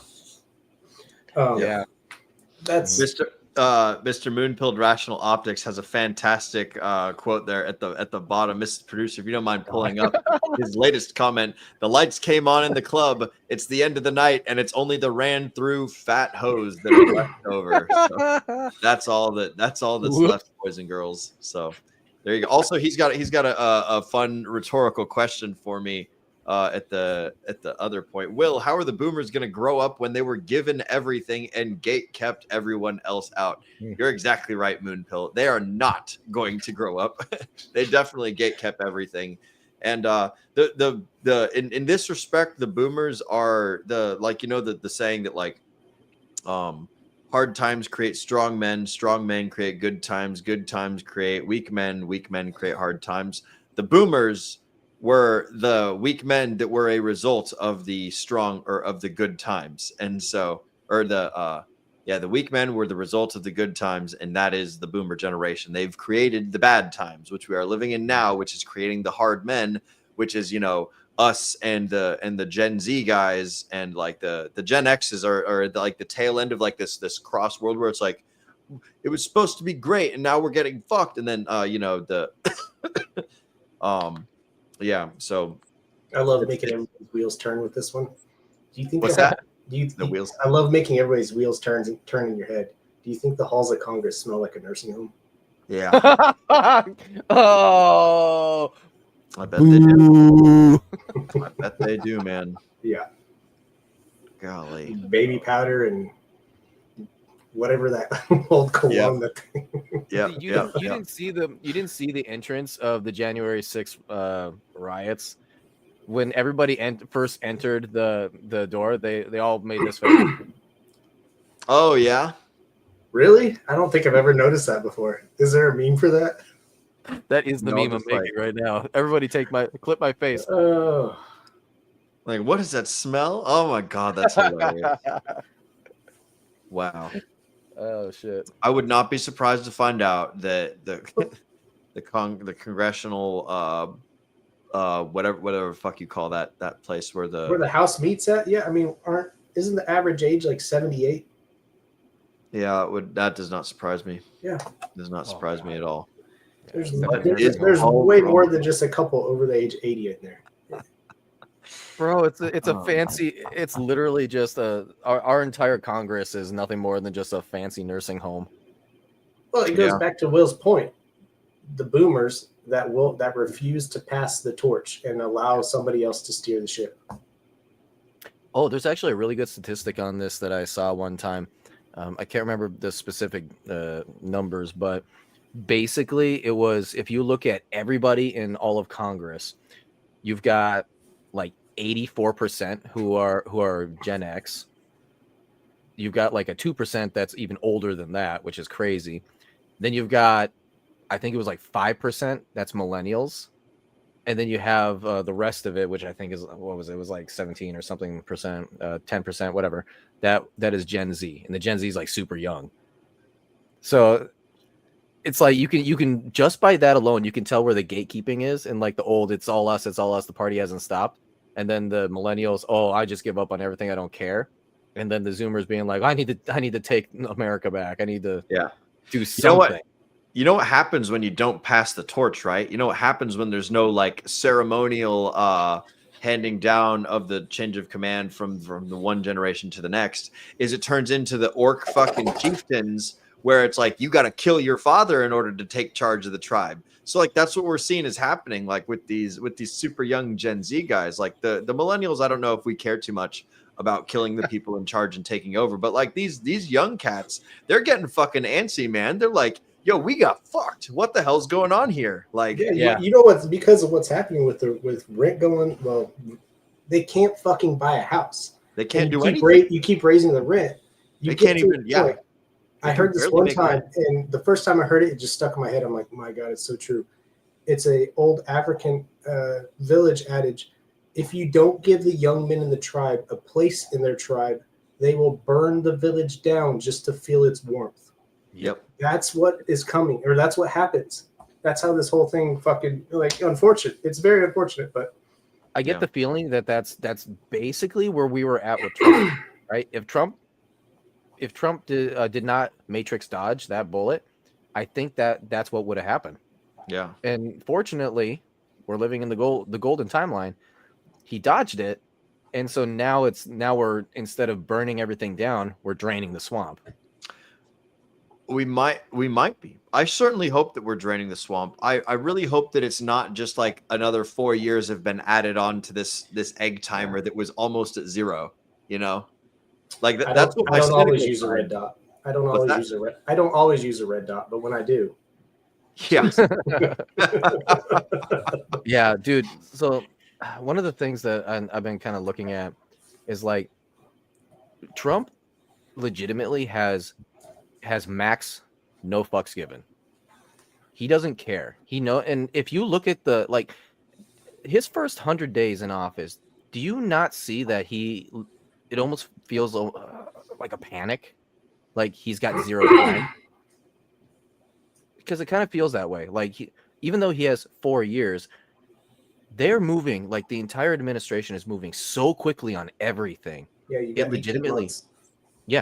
legitimately feels like there's no time. Yeah, you genuinely only got 18 months before the midterms, and then if they flip enough, I mean, if the polls are to be believed this week, that the boomers are extremely unhappy. That's your largest voter bloc. Yeah, they're extremely unhappy with what Trump's doing because they're all looking at their 401ks or retirements and going, well, fuck. So he'll get at least the House flipped in the midterms, and then they jam him up, or they don't jam him up completely, but it becomes very difficult to get shit done. So yeah, exactly, and that's why, like, I hate to say it, and there's a very slippery slope on this, but we're kind of looking at, say, like how Richard Hart acts, right? Richard Hart is definitely benevolent, but he kind of just runs things, right? If he wants to do something, he does something, and he just rules. He rules with an iron fist, basically. I'm seeing the Trump administration doing the same thing. He's surrounded himself by people who are like, I don't care what anybody else says, I'm doing it, and we're shooing people out the door, right? Sending them back to El Salvador. We're gonna just ignore this. We're gonna ignore that. We're technically legal, right? But it's like he gives no fucks. He doesn't care what people think of him anymore. He just is out there. And I legitimately think that when Trump dodged the bullet, I think something snapped in him that he's like, this is the end of my life. I should have died there, but I was granted just enough time to finish something. Because, at the turning of the tide, I've come back to you, right? So you're saying that wasn't a catch-up packet? That wasn't all acting? Oh, wow. Yeah, no, that definitely was totally. We will never know. We will never know. Just messing. But yeah, no. He's, I completely agree. He's had that snap moment of, wow, life's pretty short and limited. Let's get to fucking business. Like he wasn't already before. But. Yeah, I think this one, especially like. I guess you could track it from how many days has he played golf since he's been in office. That'd be your telltale right there. Yeah, he's only played a couple of times, actually. Actually, that's true. He's only played a couple of times, and that's on a weekend where he actually had time off. That's crazy. And he talks about that too, of course. Cryo Trump come back every 4 years. He's like, freaking, I'm going to go golfing. I haven't been able to golf. That's a pretty good impersonation. I like that. What? Your impersonation. I don't know how you did that, but it sounds like this. It was good cadence. I liked it. That's great. Yeah. I heard you guys talking about Colin Talks Crypto on the record breaking. Oh, that's interesting. So Moonpilled says that it's not that, from what I was saying about no time, right? It's not that he wants no time. He wants to make all 4 years record breaking. That's interesting. Not the last 6 months, and the next administration gets the credit. Yeah. Oh, okay. All right. Doesn't want to give credit to the folks who haven't earned it. Yeah. Do you want to? You had Mr. Paul Sachs. You had a transition for Colin Talks Crypto. Is that a thing you want to talk about for a long period of time? Do we got time to do a round of chat shoutouts before we get into that? Yeah. Go for it. All right, sweet. Because I've noticed there's a couple people we haven't shouted out yet, ladies and gentlemen. I'm gonna fucking steal the show here for a moment and do a quick little thing of some chat motherfucking shoutouts, because I see that not only are we having a lot of good times in here, but I don't know if we've shouted everyone out yet. So, Mrs. Producer, I don't know if you've starred. Oh, that's right. They took away your starring. We've been joined by Mr. Moonpilled Rational Optics, who says, "What's up, gentlemen? What's up, Mr. Moonpilled Rational Optics? We've been interacting with you quite a bit." Mrs. Producer, a little bit above that, we've got Marcus72 has joined us as well, right around the 10-minute mark. Shortly above Mr. Moonpilled Rational Optics at 10 minutes past the top of the hour. Marcus72 says, "What up, all? What's up, Mr. Marcus72? Good to see you, amigo. I'm glad. It looks like you're camping there in your little profile picture. I approve. Any sort of campfire is a good place for me to be. I like the campfire stories." So that was, and then we got Mr. K Hudson as well. I find it funny that buy eHex a year ago and now buy PDI is so toxic. I will say that those are some of the interesting narratives that have happened. I think there was a big misconception with the eHex fudding event. I don't think that Richard ever said that eHex is bad. I think that he was mostly saying like, "Hey guys, I like pHex. pHex is really good. These are all the great things it does, and this is the stuff that doesn't happen over on the Ethereum chain." So that's how I interpreted it, as he was talking positively about something he liked and describing how another thing did not do that. I don't think he was ever fudding eHex, but everyone took it that way. Oh boy, howdy! Back when that event first started, and so like a lot of people compare the PDI and the eHex in that respect, and I think that Richard treats the two of them quite differently. That's just my 2 cents. You guys are free to buy whatever you like. Remember that none of the stuff we talk about on the show is financial advice. And just before you move on, I just wanted to add to that. Yeah, it's the same sort of deal. It's the fact that you're close to it, or that you're kind of like in the neutral zone talking about it. That's when people will look at you and say, "Okay, which side are you on?" They try and they will have to formulate what side you are going to be on, right? So if Richard Hart literally just says, "Hey, it seems like the market has decided that they wanted pHex, not eHex," they say, "Oh, that's Richard saying he hates eHex." Yeah. People will take something that someone else says and totally spin it out of proportion so they can push their own campfire story, or they'll read things that aren't there. If you just read the literal things that are there, like the exact things that he says, and take it for what it actually means, and not try and find like some sort of hidden Da Vinci Code message inside of it, then it'll be okay, right? Is that the direction you were?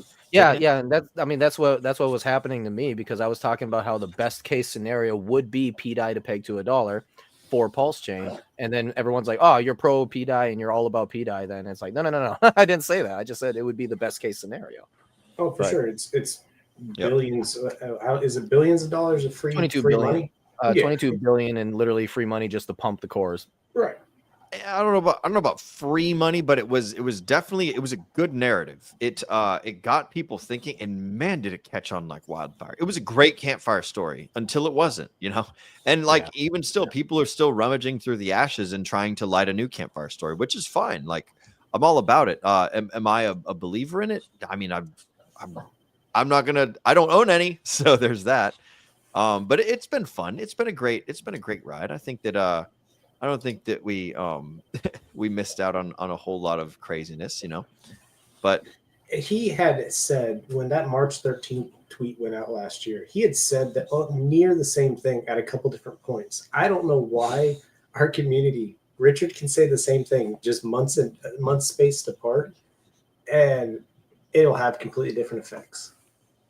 But towards the end of the summer of 2023, he had said near the same thing, but that didn't hit the same. I think that was also after we'd already been beat down by the SEC. Alrighty. And then we got one more that actually popped up for us. Somebody real special here by the name of RH Maxi. He says EDI to $4. Oh, look at that. We got more chat shout outs. We're definitely going to peg EDI to $4 for sure. It's a guarantee it's going to happen. I'm trying to get this picture that you sent me, Paul, so we can share it for the folks at home.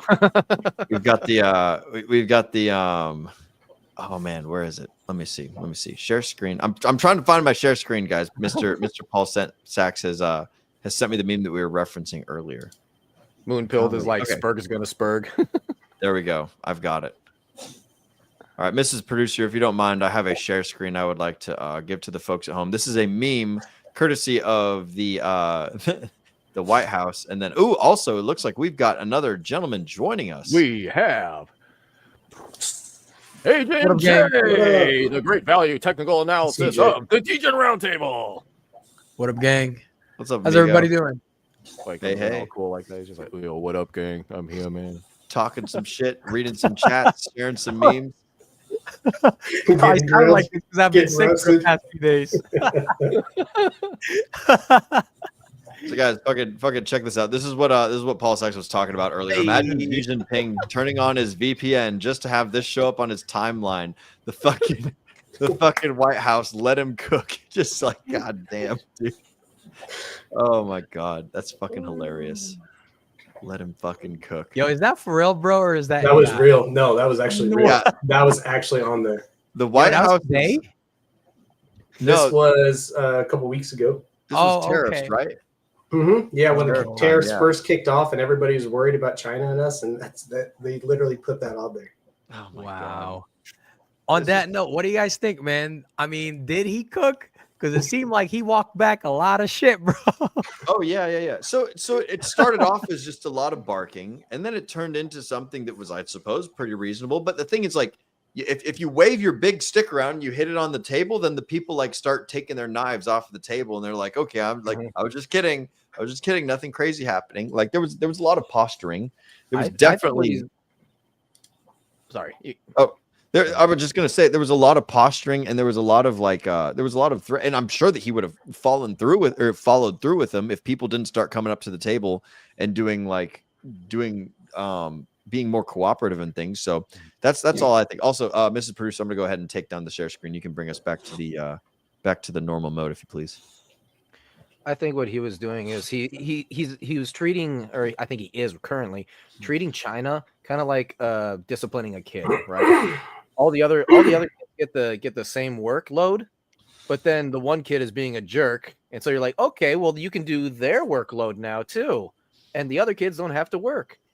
And so there's like a reward system there of like, hey, China, just don't tariff back, just don't do that, and we can all work together here.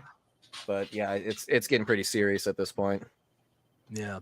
Well, he walked back the China thing, but he's been flip-flopping on it. And not him necessarily, right? We watched the clip earlier, I believe it was earlier yesterday, about him talking about Jerome Powell too.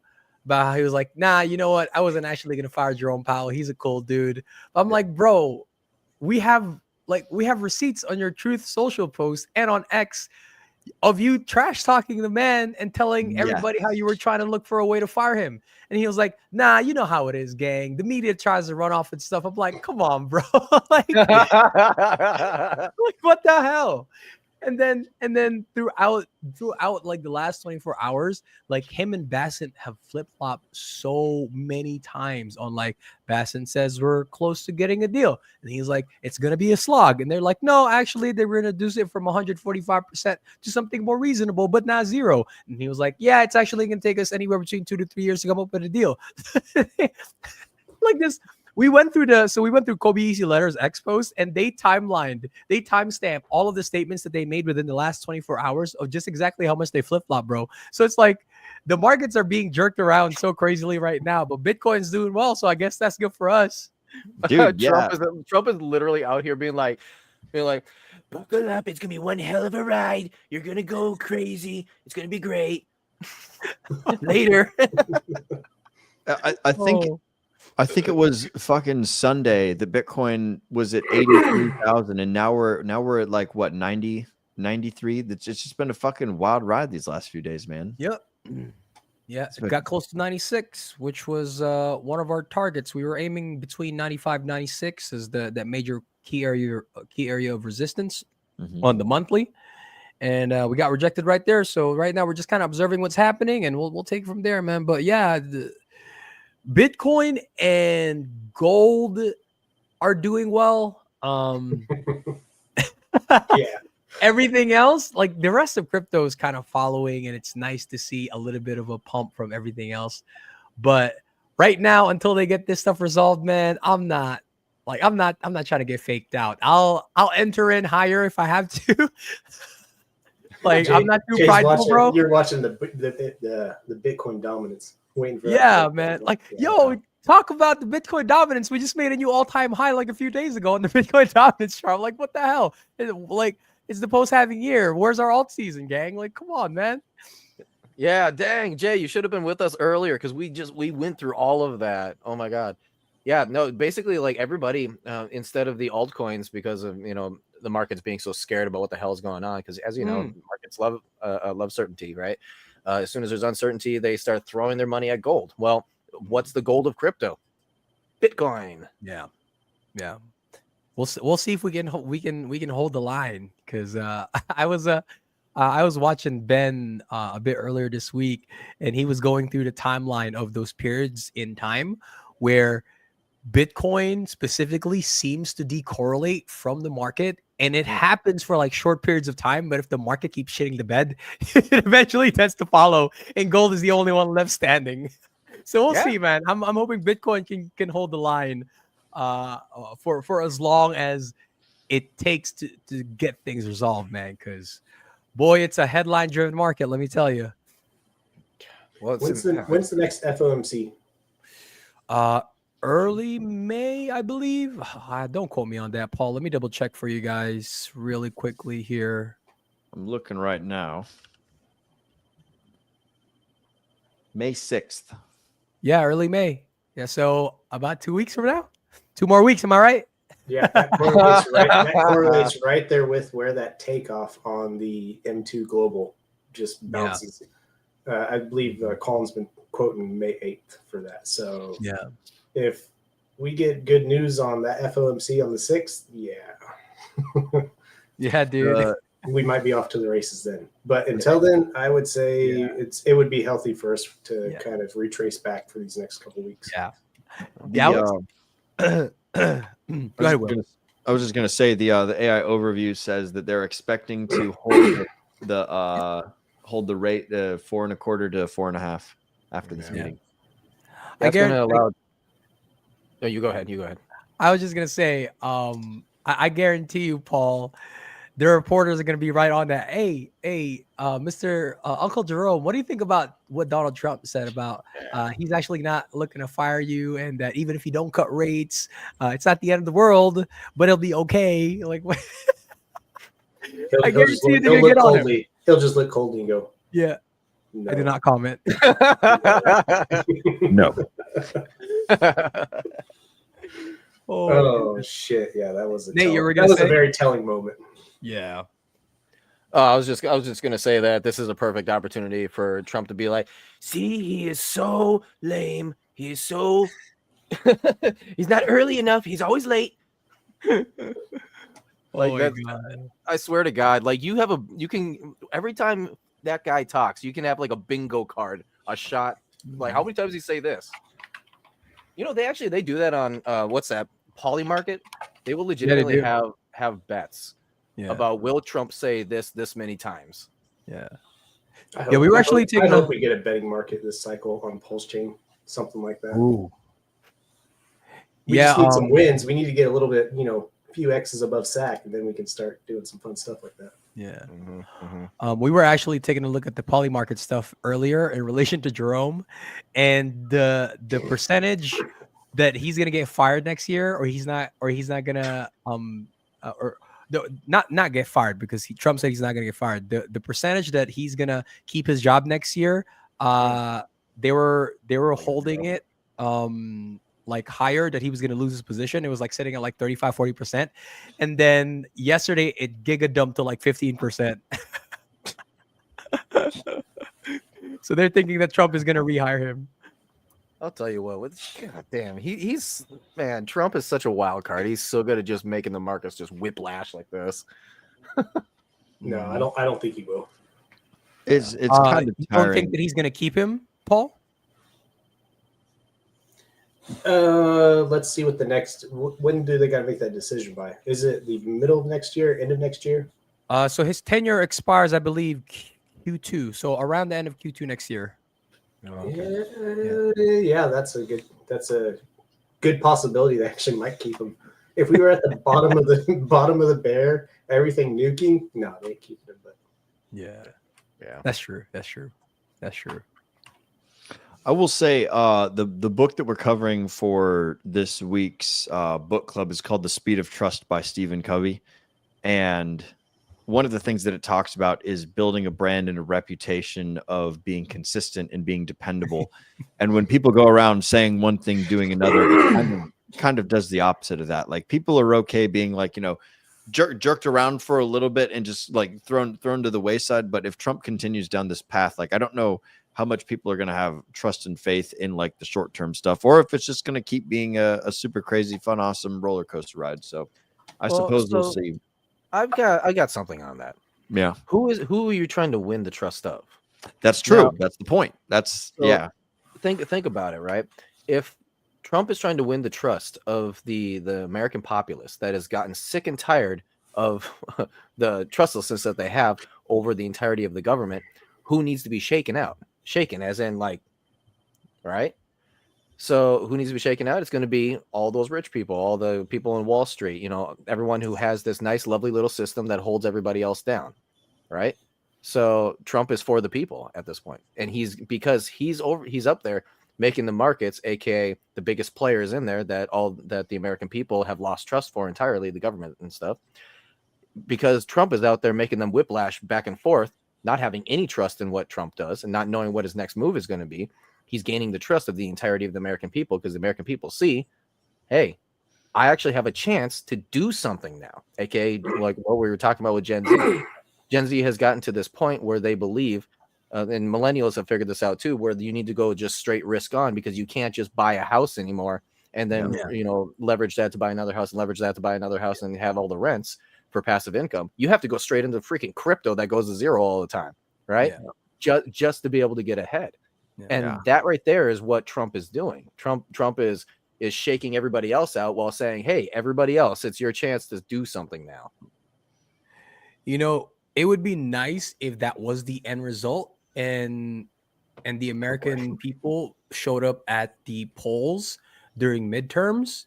But that's assuming that his policies at this current moment in time, right? Because he doesn't have a lot of time before midterms, right? He's got what, a year and a few months before midterms. And so if it just so happens that the inflationary pressures from tariffs are indeed transitory, so you don't push inflation again, and we don't go into a recession, and we get everything resolved by the time midterms come, then the people might show up for him on midterms, and then we keep the House and we keep the Senate, right? And that kind of sets up JD for taking over the White House once Trump's second term is over. But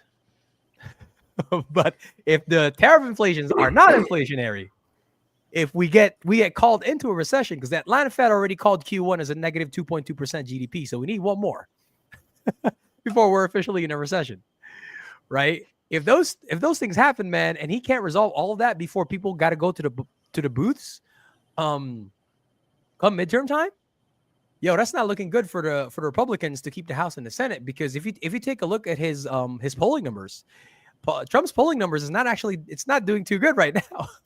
That's what I was saying. That just came out that it fucking tanked since November. Yeah. So There is- like you got to get this thing together. Otherwise, man, like you got to get people in those booths so we can keep the House and the Senate. And you set JD up, man. Yeah.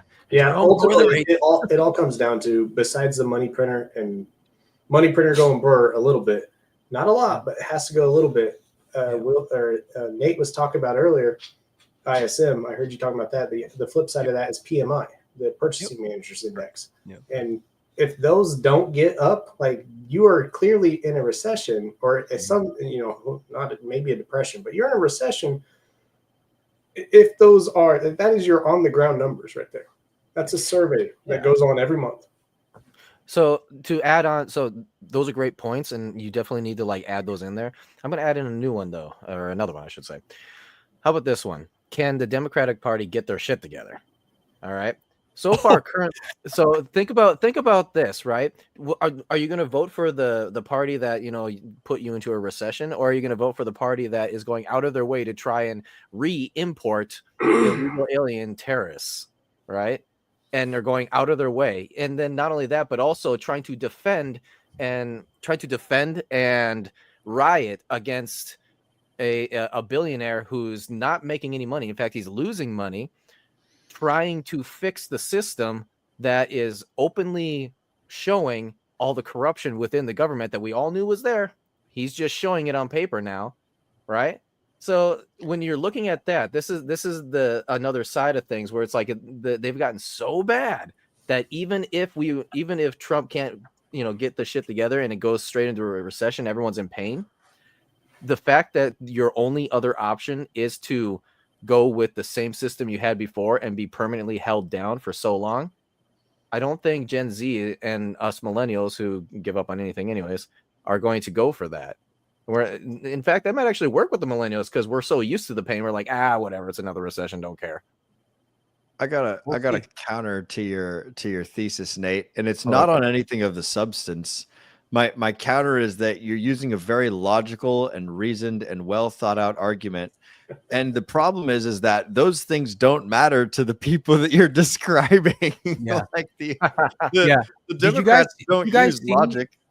It's all emotional manipulation. It's all I'm not saying that the Republicans don't do that too. Yeah. This is basically what all of politics has become, is a big giant game of like, who can rile up the other side or make themselves look really good, or do this, that, or the other sort of like emotional manipulation and sales techniques like game. It's not about the facts. It's not about the figures. It's about like, orange man bad, or that's what Jay just came on here and described between Trump and Besson's tweets.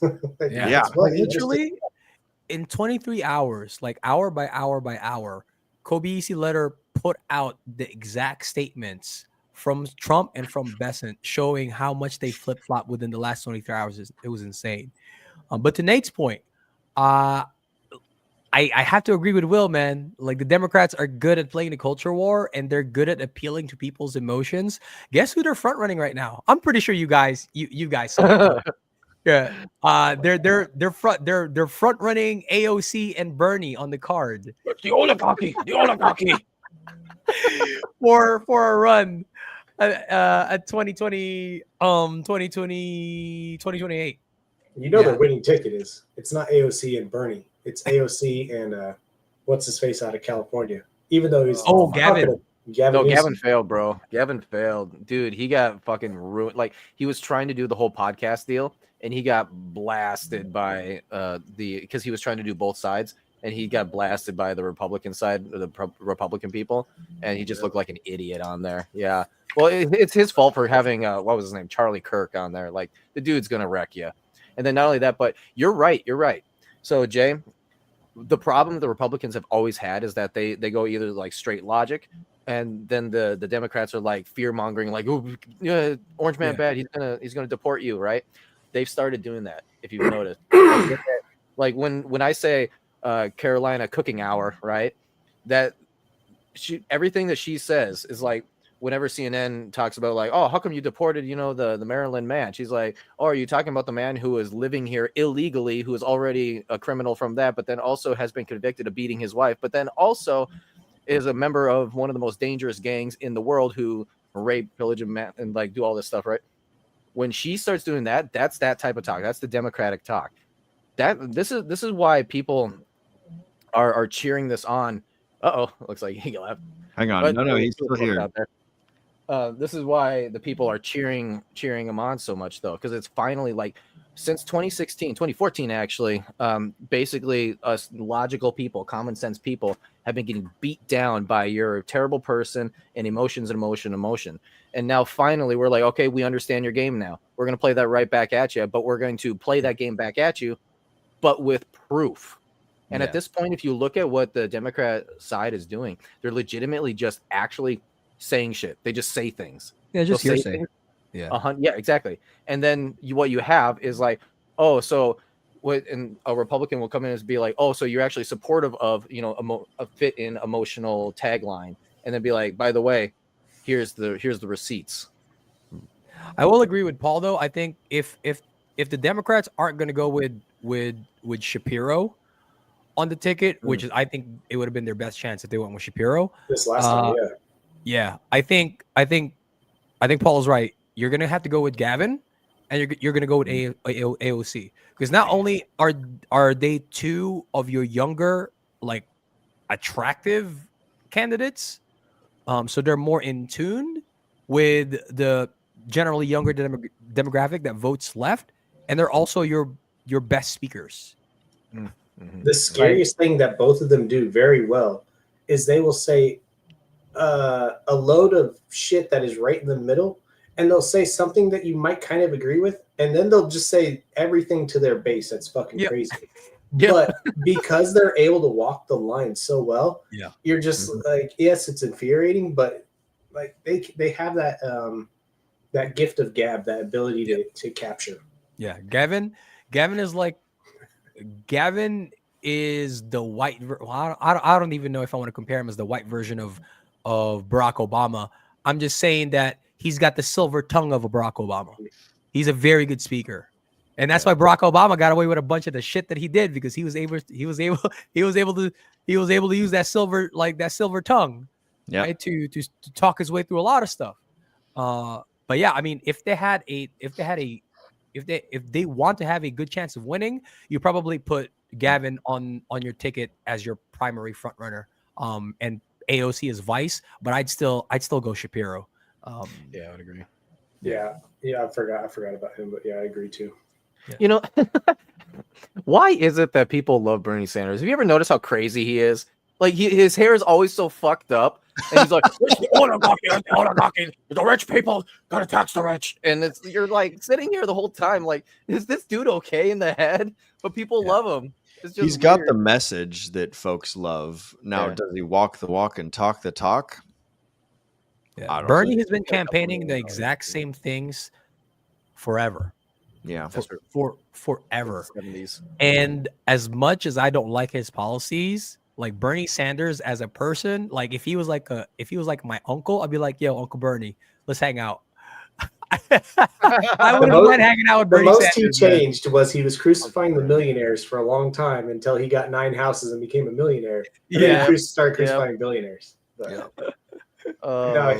Bernie Sanders does the WWE thing pretty well for his side of the aisle, and that's really what politics is how much fat can you mix in with being a showman.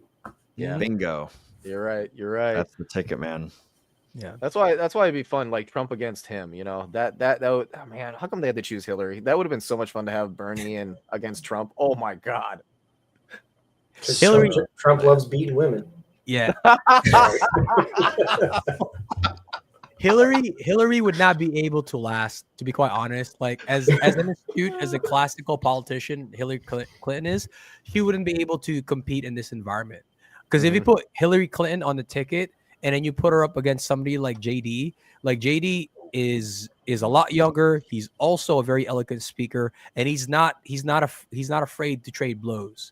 Right, JD Vance is what Donald Trump would be if Donald Trump actually knew a thing or two about American politics, and if Donald Trump knew how to speak well. That's JD Vance. Right, he's not afraid to take to jab, cross, left hook, uppercut if you've seen some of JD Vance's interviews where the interviewer trying to get him in gotcha moments, JD doesn't pull his punches. Nope. If you put Hillary and JD on the same stage, JD would absolutely annihilate her.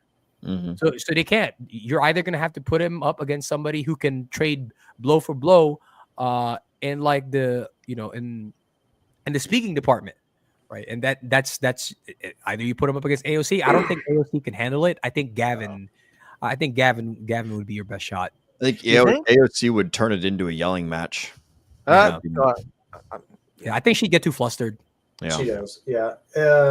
JD Vance, if you want to go back and look, the guy is very impressive on stage. When he had that debate with Tim Walz, it was like, whoa, I did not expect this to come out of this guy. Like, extremely presidential. Yeah. It was good. I like that one. Well, I mean, if you think about it, talk about trading blows, like you do realize that he went up in front of all the European Union and basically just called them out. Oh, he did? When was this? Yeah, no, he last week, Thursday last week, Friday. Wow. No. This was like 2 months ago where he got up in front of all of the European Union and said, Europe, basically, said this. Europe, you guys are turning into what we do not believe in. You are no longer about freedom, and we disagree with you as America. We disagree with you and think you should probably turn around and change your ways. Otherwise, other things like bad things are going to happen, basically. Yeah.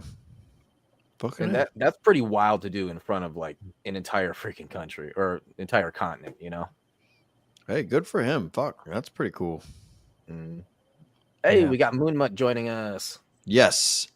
Yeah, so shout out to some of these gentlemen who have joined us. We're joined by our good friend Moonmutt, a good real life friend of mine. He says, "My favorite bunch of D-gens. You are our favorite too, sir. It is good to see you, Mr. Moonmutt." Then we're also joined. Oh, that's the Ascending Man. We're also joined by Dr. H, the Cryptopractor. Hey, D-gens, what the fuck is happening? All good with you, I hope. We hope that all is good with you as well, Dr. H. It's always good to see our favorite our favorite cryptopractor in the house. Hey, Doc, your guess is as good as ours, bro. Your guess is as good as ours. All we know is that Trump has the volatility of crypto, man. You gotta take the good with the bad. Man, there is a lot that's going on. Yeah, I was telling the chat on the stream earlier this morning. I was like, Donald Trump. One of the best descriptions of Donald Trump I've ever heard was from Ben Shapiro. Ben was like, Donald Trump is a blunt force instrument. He's a hammer. He strikes, and sometimes he hits a nail right on the head, and it's very satisfying. And sometimes he hits a baby, and it's not so satisfying. That was great. That's a good one. Oh man, and that finishes up the chat shout outs for us, gentlemen. I don't know about you guys. I'm getting a little bit sleepy here. This has been an excellent show. Are you guys planning on continuing on? Because if so, I will bow out. Mrs. Producer has made her way back. No, I'm good at bowing out. Yeah, let's close it out. As well. Excellent. Well, cool beans. All right. Well, if that's the case, let's go ahead and send it to close. So yeah, gentlemen, go ahead and tell the audience, what you got upcoming next and everything, and we will go ahead and start with Jay on this one in particular. Yeah, gang, you can find me on Instagram at agent_Jay Schroth, on X at _P90Hex. But mostly you can find me on Telegram. That's where me and Dace and Track produce most of the Telegram exclusive content. We are streaming every single morning, or we try to be in every single morning, 7:45 a.m. MST. So you do the math on whatever that lands you on your timeline. But you can find me there. That's where we spend most of our time. Spent creating content, engaging with the community. And then other than that, you can catch me here on our Sunday fly stream flagship show with Will and Z. And aside from that, man, that's all for me. How about you, Paul? Is P90X like the old workout P90X? Yeah, that's actually got into fitness.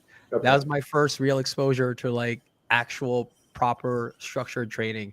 And I loved it because Tony Horton came during a time when everything was, hey, if you want to get the body of your dreams, you work out three times a week for 3 minutes and you get 6-pack abs. And Tony Horton sold everybody hard work. It's like, oh, you mean you're going to have to work out 5 to 6 days a week. You're gonna have to work on muscular strength, endurance, flexibility. You're gonna have to do some yoga, some cardio. P90X was no fucking joke. That was a hard. Yeah. Dude, And then you're not gonna have to eat like an asshole. I was like, whoa, this guy's actually selling me hard work. Let's try it. And it worked. Yes, and sir. that's how I got my fix. So yeah, that's where the handle comes from. And I was like, hey man, I like Hex. So it kind of just works. So yeah, that's how the handle came about. Awesome. You can find me on Paul Sachs or Paul_Sachs. Paul Sachs win. Sorry, it's been that long since I've been to my own X. So, will Richard light the candles this cycle? Do you guys believe so? That was the only question I had coming on here. Wait, what was the question, Paul? Do you will RH light the candles this cycle? Light them? Mm-hmm. Absolutely. So last time he was going to light them was going to be at $1, I believe. Yep. You're talking about the physical candles on stream, right? The candelabra, yeah. Yeah. Oh, I thought you were talking about green candles. Will he light his So background? he lit them at a penny. He lit them when Hex reached, or maybe it was 10 cents. Penny or 10 cents. I don't remember which one it was. Well, yeah. At $1, baby. Let's go. He said he was going to light him. He'll light him again at $1. So that's what I'm saying. I hope he comes back to stream, man. That would be nice. Oh, man. Yeah. We need some entertainment, some more entertainment. Like it's too early to pull a Satoshi, Richard. We need you back on stream, bro. Yeah, he's got at least one more cycle before he pulls a Satoshi. I mean, come on. Yeah, man. Crypto Cabana said it best the other day. He can't do a Satoshi ever because nobody knew who Satoshi was to do a Satoshi in the first place. That's true. That's a good point. Alrighty, well, what you got going on?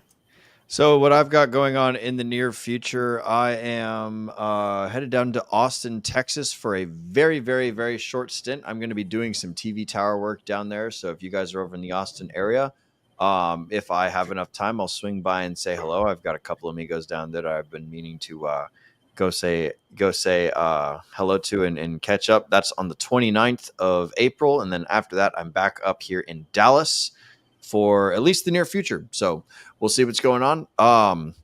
That's what I've got going on personally. Professionally, I suppose, catch us here, DGen Roundtable, on Friday. We're going to be doing book club where we will be covering, oh man, I just said it earlier. The Speed of Trust by Stephen Covey. There we go. The Speed of Trust by Stephen Covey we'll be covering here at the DGen Roundtable starting at 8 p.m. Eastern, right here, right now, where you're watching us, whether you're watching us on Twitter or on YouTube. That's where we do our streaming at. So Wednesday, Friday, and Sundays, like Jay was saying earlier, are the days that the DGen Roundtable does their streaming. So you'll catch me here then. And then, yeah, Sunday flagship crypto news show. So that's all that I've got going on in the near future. You guys can find me and all of my socials at will.pls.fyi. All of my Twitter, my Facebook, my Instagram, my Telegram, my Linktree, it's all linked out of that little Pulse domain. So you guys can find all my stuff over there. That is my publicly doxed wallet. So there you go. That is all that I've got going on. Mr. Nate McGettit Broski, where can the folks find you? What have you got going on in the near future? And go ahead and take us out when you're ready. Well, you can find me on X at Ascending Man 369. You know, obviously the golden ratio, got to have it in there, right? And yeah, actually, I just recorded a show yesterday all about, and I'll go ahead and give the title to you guys. It's Would You Rather Be Right or Would You Rather Be Rich? Oftentimes, people, they'll follow a narrative a little bit too much and just think, hey, this has got to be right. It's got to be right. It's got to be right. And it ends up burning them. Yep. But also, there's a lot of people who say, hey, this can't be right. So therefore, I'm not going to get into it. And then that also burns them and they miss out on money. Oftentimes, if you want to get rich, it's all about just kind of sitting back, saying, hey, what's kind of going on with an overview and just putting money in and then getting out when things get kind of fishy. So I did make a video about that. I'm editing it now. I don't exactly know when it's going to be out. It kind of depends on how much time I get, because I'm not going to lie, guys, my in real life work is really picking up and I am basically a pillar there and they really need my help as much as possible. More dry powder. That's true. That is actually true. It's been quite impressive what I was able to do this last year comparative to a lot of other years my entire life. So with that being said, though, you guys have been watching the DGen Roundtable on YouTube. And with that, I'm just going to go ahead and I'm not going to do Will's whole thingy. I'm just going to pick us out here real quick. So thank you guys for joining us. I appreciate you. We all appreciate you. Loving Subscribble. Make sure you get that subscribe button. Also hit the notification bell because you're going to want to be listening to our stuff, especially the flagship show on Sunday. That has a lot to do with the macro overreach of what's going on. Oh my God, the overlords and what they're doing and if they're going to pump our bags or not. So with that being said, this has been the DGen Roundtable. I'm going to make sure to tell you guys that you absolutely need to be sure that you DGen responsibly.